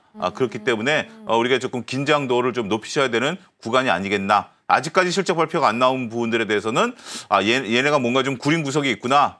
그렇게 보는 것이 아무래도 뭐 그렇게 대응해서 그러니까 준비해서 나쁠 건 없겠죠. 그것이 조금 합리적인 수순이 아니겠나 이렇게 좀 말씀드릴 수 있겠습니다. 공시일이 또 14일이니까 이후에 또 체크를 해볼 15일입니다. 15일이니까 쉬니까. 쉬는 날도 나옵니다. 이 공시는 15일이기 때문에 이건 쉬는 날 따지지 않습니다. 그래서 14일까지 안 나왔다? 이건 더 문제가 있는 겁니다. 그렇기 때문에 15일까지 나온다? 이거는 휴일과 상관없다? 이 점도 참고하시면 될 것 같습니다. 일단은 지금 나오는 실적들은 오히려 더 낫다라는 측면에서 좀 말씀을 주신 것 같고요. 펄어비스 같은 경우는 지금 20% 넘게 급락세를 좀 시연을 하고 있는 상황이니까 참고해 보시면 좋겠습니다. 자, 그러면 일단은 정책으로 묶어서 한 가지 좀 보도록 할게요. 오늘은 이제 국정에서 대국민 보고가 있고요. 내일은 입법 예고일로 알려져 있는 상황입니다. 주 후반에 지금 중요한 이벤트 쫙 몰려있는 상황 속에서 그동안 정책 드라이브로 인해서 좀 올랐던 섹터는 좀 더 예민하게 대응할 필요가 있을지 지금 구간에서는 어떤 조언을 좀 주실 수 있을까요? 이제 국정위원회에서 이제 대국민 보고 대회를 이제 하게 되면 여러 가지 이제 정책들이 나올 것으로 보여져요. 이제 구체적인 정책안들이 나온다라는 거죠. 그런 부분들을 제가 이제 그동안 여러 방송에서 얘기를 했었고 우리 서울경제TV에서도 이제 조금 자금을 좀 준비해 줍시다라고 좀 말씀을 드렸는데 이거 이후에 이제 구체적인 이제 정책들이 나온다라는 거죠. 우리가 이제 증시격언에 정부 정책에 맞서지 말라라는 얘기는 정부 정책에 이제 순응하라라는 얘기 아니겠습니까? 네. 이제 정책들이 나오게 된다라면 그러한 것들에 따른 이제 주가 움직임들이 좀 나타날 것으로 보여져요. 그러니까 지금 당장 그러한 어떤 뭐 예를 들면 뭐 저출산 뭐 대책이다. 예를 들면 네. 그다음에 뭐 교육 대책이다. 아니면 뭐 남북 경협에 관련된 거다. 뭐 예를 드는 겁니다. 이거는 여러분들 아직 발표된 게 아니고요. 그러면 이제 그런 관련주들이 어떻게 될까요? 폭등할 가능성이 있죠. 여기에 우리가 전체적으로 봤을 때 대주주 양도세 문제가 해결된다라면 굉장히 높은 주가 퍼포먼스를 보일 가능성이 있어요. 그러니까 그렇게 나오는 것들을 여러분들 꼼꼼하게 뉴스 체크를 하셔야 됩니다. 당장 실시간으로 체크를 못한다 하더라도 그러한 부분들을 보고대회가 이제 하고 나면 오늘 저녁 때라도 꼼꼼하게 체크를 하셔서 그중에서 내가 관심이 있고 잘 아는 분야에 대해서는 당장 주가 조정, 그러니까 이런 부분들이 있어요. 야, 이거 분명 좋은 뉴스인 것 같은데 주가가 왜 반응을 안 하지? 라고 한다면 두려워하실 필요 없습니다. 그런 주식은 미리 사놓으면 언젠가 반응할 수 있다라는 믿음을 갖고 투자하실 필요가 있지 않겠는가 말씀드릴 수가 있겠습니다. 네, 일단은 정책 관련한 내용들 일정상 남아있는 부분이 있어서 한번 여쭤봤고요. 그러면 AI 산업과 관련한 쪽은 괜찮을지도 궁금합니다. 일단 정부에서는 AI 산업을 육성하는 그렇죠. 걸 강조를 좀 하고 있으니까 이쪽에 대해서는 조금 그래도 긍정적인 시각을 가져봐도 괜찮을까요? 저는 AI는 꼭 정부가 안 한다 하더라도 이 AI와 관련된 거대한 산업 흐름은 저는 인정을 해야 된다라고 좀 보여집니다. 더군다나 지금 이제 삼성전자, 그러니까 좀 이렇게 저는 말씀을 좀 드리고 싶어요. 어차피 삼성전자 하이닉스를 얘기를 안 할 수가 없는데 오늘 하이닉스가 지금 올라가는 부분들 제가 이제 그동안에 이제 서울경제에서 하이닉스가 올라갈 수 있는 폭이 상대적으로 좀 높을 것이다라고 말씀드렸고 거의 한 10% 가까이 올랐는데 삼성전자도 그러면 뭐 삼성전자가 뭐 그렇다고 나쁜 거야라고 하는데 자 이렇게 반대로 생각해 보시죠. 71,000원에서 나온 뉴스를 보면 히타치 M&A 설, 네. 그다음에 테슬라 납품, 애플 납품, 그다음에 뭐 단독 보도입니다만 HBM3 이 12단 공급. 맞아요. 어제 있었죠. 근데 주가는 1,000원밖에 안 올랐죠. 네. 그러니까 이게 굉장히 중요한 인사이트예요. 그러니까 이제 이게 정말 우리 참 안타까운 현상이에요. 이 정도라면 8만 전자 정도까지 가져야 되는 뉴스 아니에요. 우리가 기대했던 거잖아요. 그 뉴스가 나올 때마다 많은 분들이 방송에서 그렇게 말씀하시고 이거 굉장히 중요한 겁니다. 역대급 뉴스입니다. 드디어 삼성전자 이제 8만 전자 갑니다라고 얘기를 하는데 왜 7만 1,000원이죠?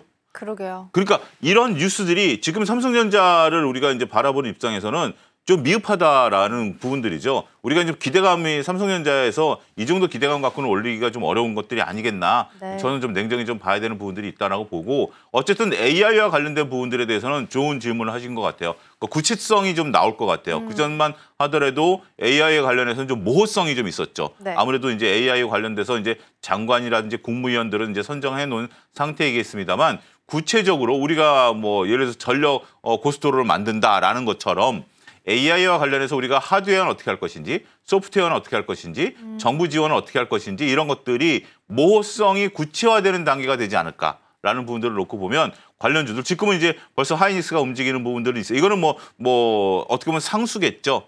하드웨어에 대한 부분들인데 소프트웨어가 움직일지 아니면 뭐 보안이 움직일지 뭐 이런 전력 인프라가 움직일지 이런 부분들은 그 정책이 나온 것들에 따라서 우리가 면밀히 좀 살펴봐야 되지 않을까 말씀드릴 수가 있겠습니다. 네, 그러게 오늘 이제 대국민 보고가 있는데 한국판 AI 도시를 추진한다라는 게 이제 어제 기사상 있었고요. 그게 이제 오늘 발표될 예정이라고 하니까 오후장에서 관련해서 나오는 뉴스들도 함께 좀 체크를 해보시면 좋지 않을까 싶습니다. 자, 그럼 이어서 오늘 체크해볼 만한 테마들 함께 살펴보도록 하겠습니다. 첫 번째 테마부터 먼저 열어보도록 하겠습니다. 첫 번째 테마는 2차 전지 준비되어 있습니다. 자, 일단 이전부터 조금씩 꿈틀꿈틀 되기 시작을 했고요. 먼저 ESS로 좀 주목을 받았고 그제였죠. CATL에서 광산 쪽 이제 생산 3개월 정도 중단 들어간다라고 하면서 반사수에 대한 기대감이 좀 높아지고 있기는 합니다. 다만 이제 이게 수요가 아니라 공급단에서 나오는 조절이기 때문에 추가적으로 얼마나 힘을 가지고 갈 수 있을지에 대한 고민도 함께 해보도록 하겠습니다. 두 번째 열어보시죠. 두 번째는 화장품 쪽이고요. 이쪽은 최근에 이제 실적이 이번 주에 많이 발표가 됐고 실적에 정반응하면서 반응이 좀 나오고 있습니다. 오늘 이제 VT, 에이블 CNC 발표가 있는 날인데 VT는 지금 나왔습니다. VT 같은 경우에는 영업이 291억 원, 전년 대비해서 7.6% 늘어난 것으로 확인이 되고 있고요. 내일은 마녀공장이랑 토니모리 예정이 되어 있습니다. 마지막 열어볼까요?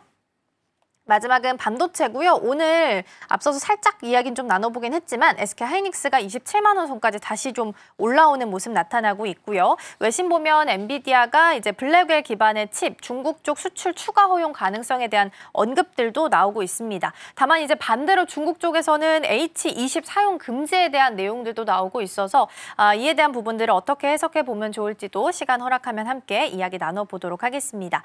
일단 2차 전지부터 좀 살펴볼 텐데요. 이전에 이제 소장님이랑 처음 만났을 때 2차 전지가 그렇게 뭐 주목받았었던 때는 아닌 것 같은데 그때도 2차 전지를 처음으로 말씀해 주셨던 기억이 나거든요. 근데 그때 보면 펀더랑 별개로 차트 그 종목의 이름 지우고 보면 차트 너무 예쁘다라고 말씀을 해주셨던 기억이 나서요. 지금도 그 관점이 유지되고 계신지 일단 여기서부터 출발해 볼게요. 네, 그때 이제 좀 말씀드린 이후에 차트가 조금 이제 정체돼 있었던 부분들이 좀 있었던 것 같아요. 정체돼 있었던 부분들이 좀 안타깝게 있었던 부분들이 있는 것 같은데 그럼에도 불구하고 오히려 지금은 더 차트가 더 견고해진 부분들이 있는 것 같아요. 여기에 이제 수급이 붙었다라고 좀 말씀드릴 수가 있겠죠. 네. 그렇기 때문에 우리가 특히 이제 에코프로 같은 경우는 외국인과 기관들이 이틀 연속 쌍끌이 약간의 고점에서 그다음에 이제 에코프로 비행 같은 경우는 이제 기관에 이틀 연속 매수세 그러네요. 이런 부분들이 있기 때문에 추세가 형성됐다라고 좀 말씀드릴 수가 있겠습니다.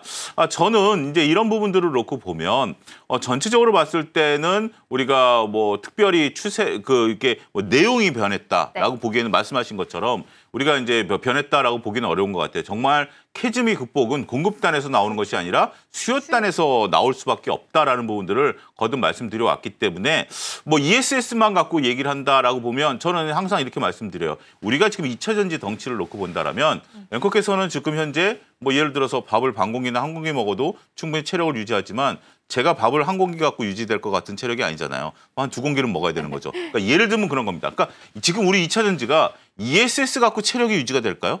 그러니까 이거 비유가 이제 그런 비유죠. 이게 정말 우리가 ESS를 하기 위해서 켰다라면 ESS를 하기 위해서 2차 전지를 만들어 왔다라면 2차 전지가 ESS가 나왔다?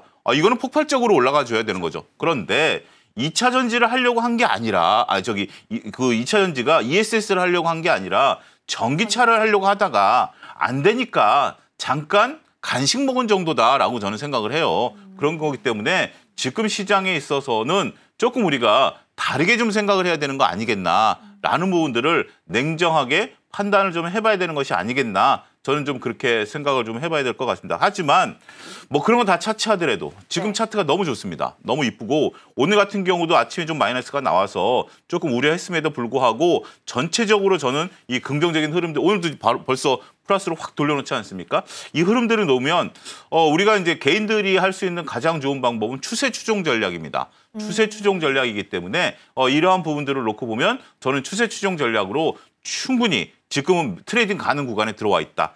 저는 그동안 뭐 많은 방송에서 우리가 이제 2차 전지가 1차 상승을 할 때 많은 그러니까 모 인플루언서가 얘기할 때 2차 전지에 대해서 뭐 저는 좀 긍정적인 이야기를 하지는 않았었는데 차트만 놓고 보면 이쁜 것 같아요. 네. 차트만 보면 이쁜 것 같아요. 충분히 뭐 주식을 투자하는 이유는 여러 가지가 있는 거죠. 여러 가지가 있는 상태에서 지금은 충분히 차트 플레이가 가능한 구간이기 때문에 저는 이러한 구간에서의 매매는 충분히 가능할 수 있겠다. 이렇게 정리할 수 있을 것 같습니다. 견고해진 차트에 추가적으로 수급이 붙어준 상태다라는 부분으로 정리를 좀 해주셨고, 근데 ESS가 간식으로 표현해 주셔서 이해가 확 되긴 했는데, 네. 근데 어찌됐든 밥을 지금 먹을 수 있는 상황은 아니잖아요. 맞습니다. 해진 극복이 아직 안 됐으니까. 그러면 만약에 지금 당장은 대안이 없어서 ESS를 따라가야 한다면 네. 대형주로 보면 LG엔솔, SDI가 있을 거고 뭐 아니면 ESS에 조금 더 비중이 높으면 한중 NCS나 아니면 서진시스템 같은 종목들이 있을 텐데 어딜 좀 따라가는 게 더 유리한가요? ESS만 보면 한중의 NCS. NCS 같은 종목들을 보겠죠. 그러니까 이제 구분하실 필요가 있어요. 그러니까 이제 큰 주식은 차트를 보자. 큰 주식은 차트를 보자라는 거고 그다음에 ESS는 ESS만 따로 떼어서 보자. 라고 보면 서로 간에 이해가 되겠죠. 그러니까 큰 주식을 ESS로 보지 말고 큰 주식은 차트만 본다라는 부분들이고 LG엔솔 같은 경우가 ESS로 보기에는 너무 덩치가 크죠.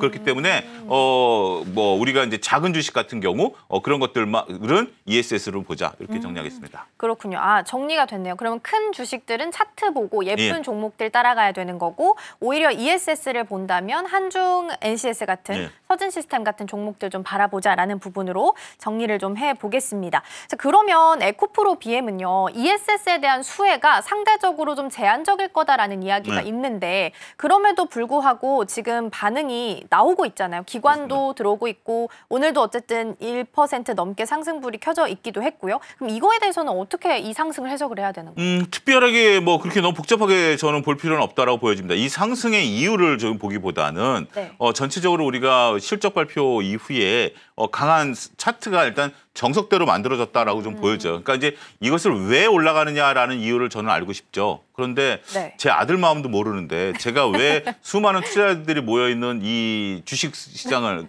알기는 어려운 거예요. 그러니까 제가 어떻게 보면 뭐 차영주가 거기 앉아 있으니까 네가 대답을 좀 해줘야 되는 거 아니야? 물론 어르신 말씀입니다. 그렇지만 때로는 그 이유를 찾기보다는 오히려 이유를 찾는 게 좀 부담일 수도 있어요. 네. 그러니까 그냥 지금은 우리가 지금 봤을 때 11선 이동평균선이 깨지지 않으면 네. 저는 무조건 따라간다. 지금 5일선도 안 깨지고 있잖아요. 5일선도 안 깨지고 있는 구간이라면 네. 이거는 차트가 트레이딩상 굉장히 강한 거고요. 더군다나 이 차트가 언제 만들어진 거냐면 8월 5일 날 장대 양봉과 거래량을 했을 때 네. 그때가 12만 5천 원 정도가 고점이었어요. 그러면 지금 벌써 10% 수익이 난 구간이거든요. 그러네요. 그럼에도 불구하고 물량이 안 나왔다라는 것은 그날 매집했다라는 것이 전형적으로 차트상 오. 나타났다라고 보여지죠. 네. 그렇기 때문에 이거는 뭐 어떤 특정한 이유가 있는 거 아니야라고 보기보다는 추세가 그러니까 왜냐하면 그거가 생각이 나면 11선이 깨져도 버텨요. 근데 지금은 11선 깨지는 순간 버티면 안 됩니다. 차트만 놓고 트레이딩 할 때는 차트만 놓고 보는 것이 가장 이상적인 투자 방법이다. 이렇게 정리하도록 하겠습니다. 그렇군요. 오히려 상승의 이유를 굳이 뭐 찾아볼 필요는 없겠다라는 부분으로 정리를 좀 해보겠습니다. 자, 그러면 이번에는 화장품 쪽으로 시선을 좀 돌려볼까 합니다. 실적에 의외로 또 정확하게 반응이 나오면서 이번 주는 움직임 보이는 것 같습니다. 물론 이제 우리의 기대치가 너무 높았던 탓도 있고 주가가 그동안 많이 올랐던 이유도 있었겠지만 데드캣 바운스가 오늘은 좀 나오는 종목들이 일부 보이고 있기는 합니다. 화장품주에 대한 일단 어느 정도 조정은 좀 염두를 해야 될까요? 우리가 잘 알고 있는 종목들은 여전히 오늘 좀 떨어지거든요. 일단 저는 지금 오늘 정도가 좀 일단락되는 순간이 아니겠나. 화장품이 왜 떨어졌느냐라는 부분. 이것도 이제 저는 이제 수급 논리로 봐야 되는데요. 우리가 이제 어제 그제 같은 경우 이틀 연속 화장품을 놓고 보면 장 끝날 때까지 밀어버렸어요. 그러면 아무래도 이제 어제 같은 경우는 제가 그런 질문을 참 많이 받았어요. 이 정도만 한번 사봐야 되는 거 아니겠습니까? 이제 사석에서 그런 얘기들을 많이 받고 실질적으로 매수하신 분들도 좀 봤어요. 네. 그럼에도 불구하고 주가가 못 받쳤다라는 거죠. 그러니까 제가 사석에서 그런 얘기를 많이 이제 저도 이제 뭐 인간 지표들이라는 측면에서 보면 그러면 밑꼬리를 달아야 되는데 밑꼬리를 전혀 못 달았어요. 윗골이 달았죠. 그러니까 그렇죠. 뭐 꼬리 자체를 밑에 밑에 하방이 그쵸. 밑에 꼬리를 전혀 달지 못하고 끝까지 밀어버렸어요. 근데 외국계 증권사들이 다 붙었어요. 그래서 제가 볼 때는 외국계 특정 펀드의 청산이 아니었겠나. 이 부분으로 저는 이제 해석을 합니다. 그러니까 청산을 하니까 무조건 팔아라는 거죠. 예를 들면 내가 뭐 한 100억 원어치를 갖고 있었다. 네. 아니면 뭐 예를 들어서 뭐 10,000주를 갖고 있었다. 이거를 그냥 무조건 팔라라는 거죠. 그런 주문이 들어왔을 경우에 저도 이제 증권회사 다닐 때 외국계 주문들이 들어오면 네. 무조건 전날 그렇게 주문이 들어와요. 얼마를 해? 그러니까 장중에 뭐 예를 들어 보고서 자 호가 100원 올랐으니까 팔아, 100원 빠졌으니까 사 이렇게 주문 들어오는 게 아니라 큰 단위로 주문이 들어오거든요. 그러니까 이제 그러한 것들이 특정 펀드에 저는 청산이었다. 더군다나 그런 흔적이 있지 않으면 이렇게 밑꼬리를 전혀 못 달지는 않은 것 같아요. 밑꼬리를 전혀. 더군다나 그러네요. 주식수가 팔자가 만약에 뭐 10,000주, 20,000주가 있었던 게 아니라 200주, 300주 있었는데 그걸 못 잡아먹었다? 이거는 좀 아니었을 가능성이 있다. 근데 다행스럽게도 오늘 같은 경우도 그 물량들이 좀 안 나오는 것 같아요. 그렇기 때문에 일부 좀 펀드가 청산이 된 부분들이 아니겠나. 이제 그것이 좀 일단락된 게 네네. 아니겠나. 아직까지 외국계가 잡히는 거 보면 좀 여진이 남아 있는 것 같고 그렇게 되면 지금 구간에서는 저는 오히려 조금 이건 좀 공격적인 말씀이고 위험한 얘기일 수 있긴 하겠지만 오후엔 플러스가 날 가능성도 있겠다. 특히 이제 달바 글로벌이라든지 가장 많이 밀렸던 한국 콜마가 지금 현재 나름대로 네. 더 이상 밀리지 않고 있다라는 측면에 있어서 보면 만약에 정말 트레이딩을 하고 싶으시면 오늘 내일이 한번 구간이다. 근데 너무 욕심 부리지 마시고요. 조금 이제 뭐 용돈벌이 정도 될 수 있는 구간인데 일단 그러고 난 다음에 화장품을 좀 봐야 될 것 같아요. 근데 또 한 가지 우리가 좀 화장품을 놓고 보면 네. 화장품이 지금 ODM 업체들보다는 아모레퍼시픽이 지금 전혀 밀리고 있지 않죠. 아모레퍼시픽이 나름대로 어제는 좀 밀렸습니다만 오늘은 뭐 아모레퍼시픽 외국계가 나와도 뭐 장중에 플러스도 좀 나왔던 그런 부분들이 있는 것 같아요. 그래서 지금 이제 ODM 업체들 밀린 거 보고 생각이 든 게 우리가 여성분들 이제 화장품 쓰실 때 보면 알겠습니다만 화장품을이라는 것이 우리가 이제 뭐 자기 피부에 맞는 걸 쓰다 보니까 그런 부분들이 있는데 이제는 상표를 보고 사시는 것 같아요. 그러니까 이제 피부에 맞더라도 이 제품이 어디서 만들어졌느냐가 중요한 것보다는 우리 K컬처 앞서도 이제 전에 출연하신 분이 이제 K문화를 말씀하셨는데 K컬처에 대한 반응이다라고 보면 한국 화장품인 것 같아요. 그게 코스메틱스가 만들었던 콜마가 만들었던 코스맥스 콜마가 만들었던 US 제품이 아니라 코스맥스 콜마가 만들었던 한국 K뷰티 이런 무슨 얘기인지 알겠죠? 네네네. 그런 부분들의 의미인 것 같기 때문에 오히려 지금 구간에서는 저는 아모레퍼시픽이 매력적으로 보여요. 그래요? 왜냐하면 저건 확실한 K뷰티잖아요. 확실한 그쵸. K뷰티. 그러니까 오히려 코스맥스 콜마보다 지금 구간에서는 오히려 아모레퍼시픽이 더 저는 그래서 어제 그제 저 ODM들이 빠진 거 보면 저는 충분히 그런 부분들이 좀 나온 부분들이 있는 게 아니겠나. 저는 그렇게 말씀을 좀 드리고 싶습니다. 그럼 화장품은 OEM, ODM보다는 단일 IP더라도 확실한 브랜드를 가지고 있는 쪽으로 보는 게 더 좋겠다라는 말씀으로 정리를 해보겠습니다. 시간이 많지는 않아서 반도체 쪽에 앞서서 이제 대장준 이야기는 살짝 해봤으니까 소부장에 대한 조언 짧게 좀 들어볼게요. 키워드를 어디로 잡아야 될지가 궁금하실 것 같아요. 여전히 HBM 시장에서는 선두가 HBM이고 그리고 이제 삼성전자 테일러 공장의 장비 10월 말에 완공되면 들어갈 수 있다라는 이야기 나오고 있으니까 여기에 집중을 해야 되는 건지 파운드리에 집중을 해야 되는 건지 소부장에 대한 전략도 고민되실 것 같거든요. 여러 가지 뭐 복잡한 부분들이 있는데 저는 그냥 HBM에 집중을 하자. 복잡할 때는 확실한 거에 집중을 하자라는 부분들이 좀 맞을 것 같아요. 여러 가지 이제 뭐 우리가 테일러 공장에 들어가는 부분들은 일회성일 부분들이 크잖아요. 그렇지만 우리가 HBM과 관련해서는 여러 가지 이제 부품과 납품 뭐 이런 부분들이 있기 때문에 그런 부분들이 오히려 불확실할 때는 HBM에 집중하자. 아직까지 하이닉스를 능가할 수 있는 HBM 경쟁사가 없다. 이렇게 정리하겠습니다. 옛날에는 살 게 없어서 고민이었는데 지금은 또 소부장이 살 게 너무 많아져서 또 고민이 되실 것 같아요. 행복한 고민이죠. 그렇죠. 우선은 일단은 확실한 것에 집중해서 HBM 밸류체인 단으로 함께 좀 집중해보자라는 부분으로 소부장까지 정리해보도록 하겠습니다. 소장님과는 개장 분위기 여기까지 살펴보겠습니다. 오늘 말씀 고맙습니다. 감사합니다.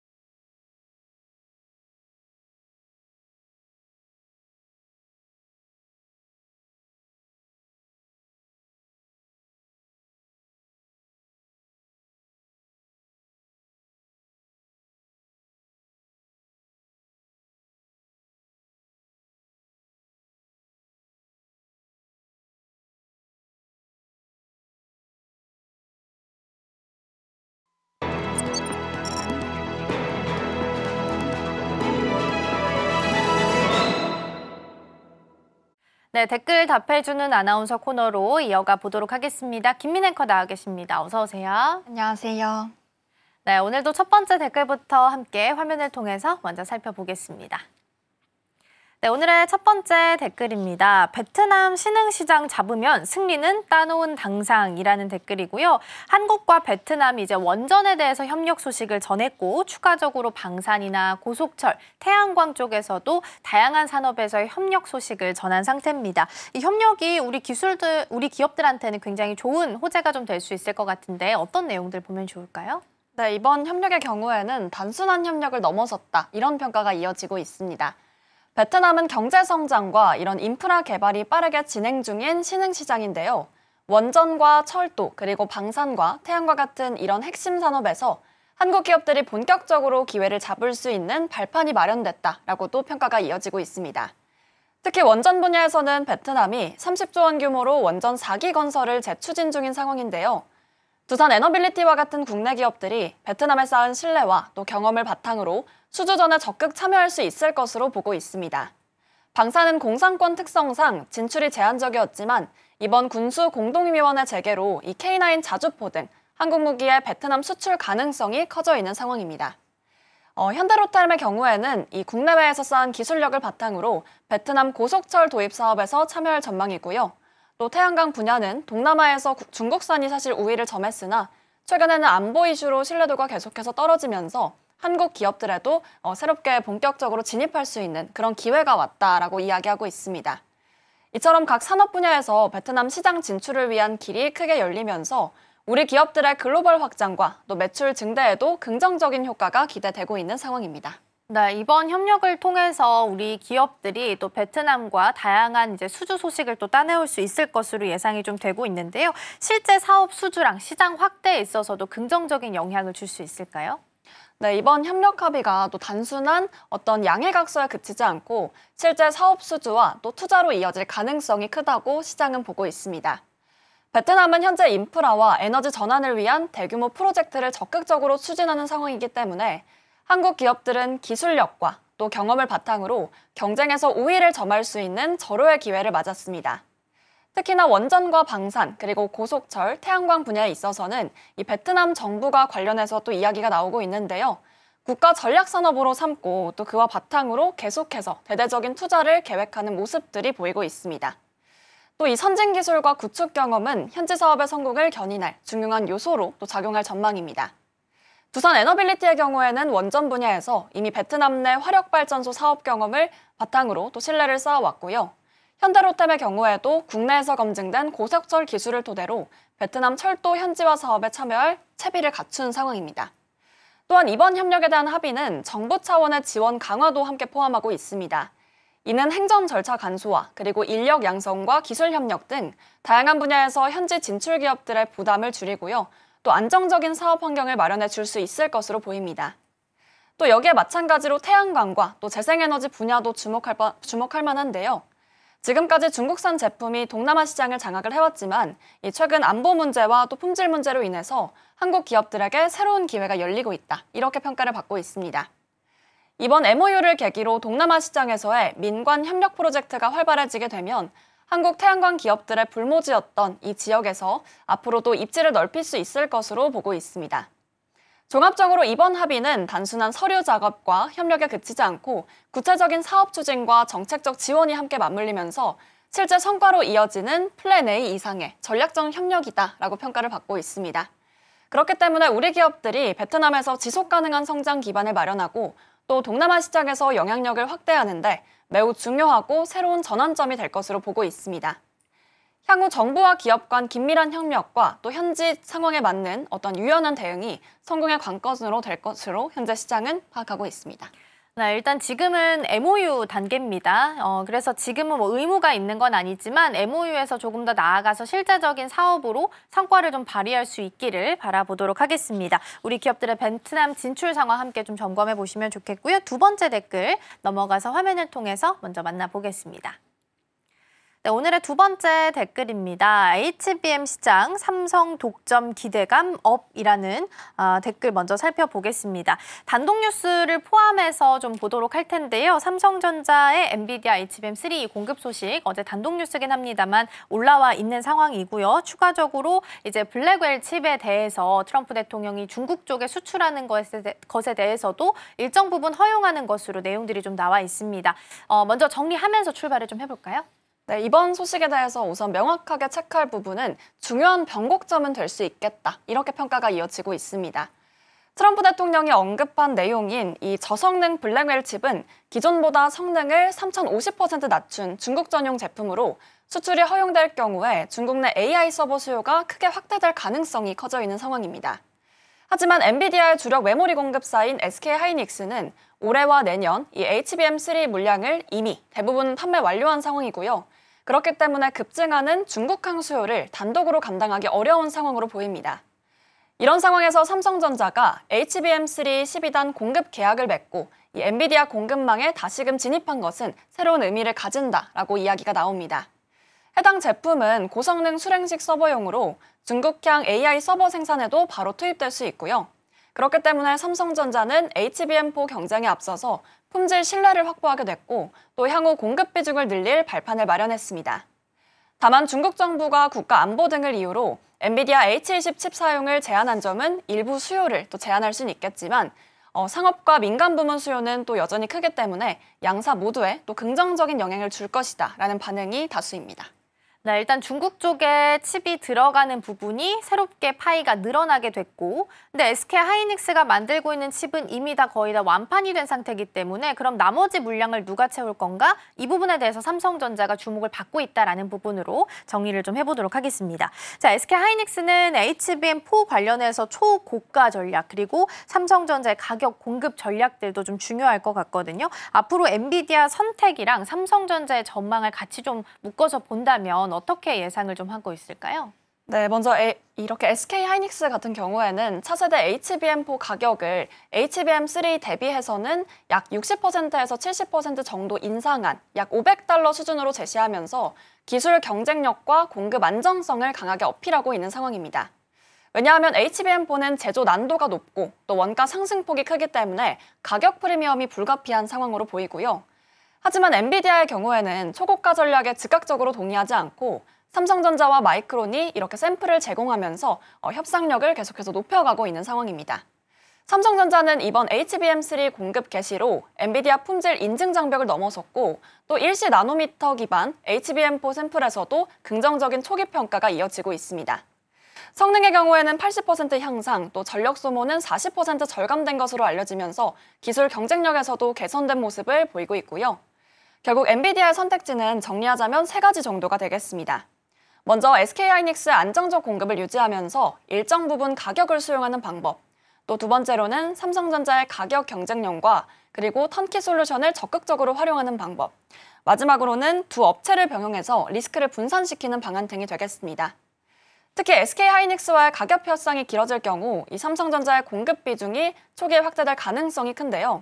그렇기 때문에 삼성전자는 이 HBM4 대량 양산 안정화에 성공을 한다면 파운드리와 메모리에 이르는 이런 종합적인 경쟁력을 바탕으로 AI 반도체 시장에서 점유율 회복과 또 중장기적인 모멘텀을 갖출 수 있겠습니다.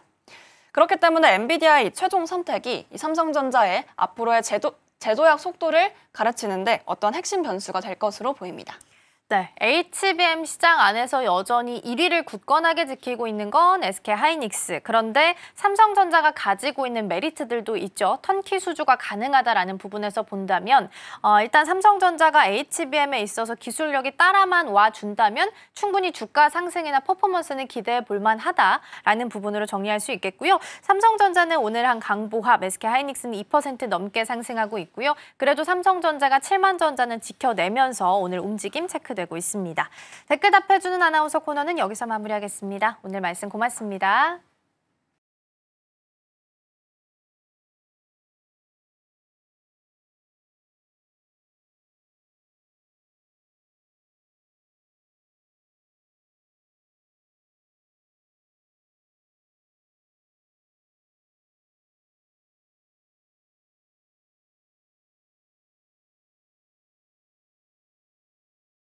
네, 오늘 오후에 중요한 이벤트 있습니다. 국정위에서 대국민 보고대회 있습니다. 123개의 국정과제가 발표될 예정이니까요. 그동안 정책 드라이브를 좀 받았던 섹터들 다시 한번 점검해 보시면 좋겠습니다. 저희가 방송 중에 제공해드린 정보는 투자 판단을 위한 조언일 뿐 해당 종목의 가치와 수익률은 보장하지 않습니다. 저희는 내일 더 다양한 소식 준비해서 돌아오겠습니다. 시청해주신 여러분 고맙습니다.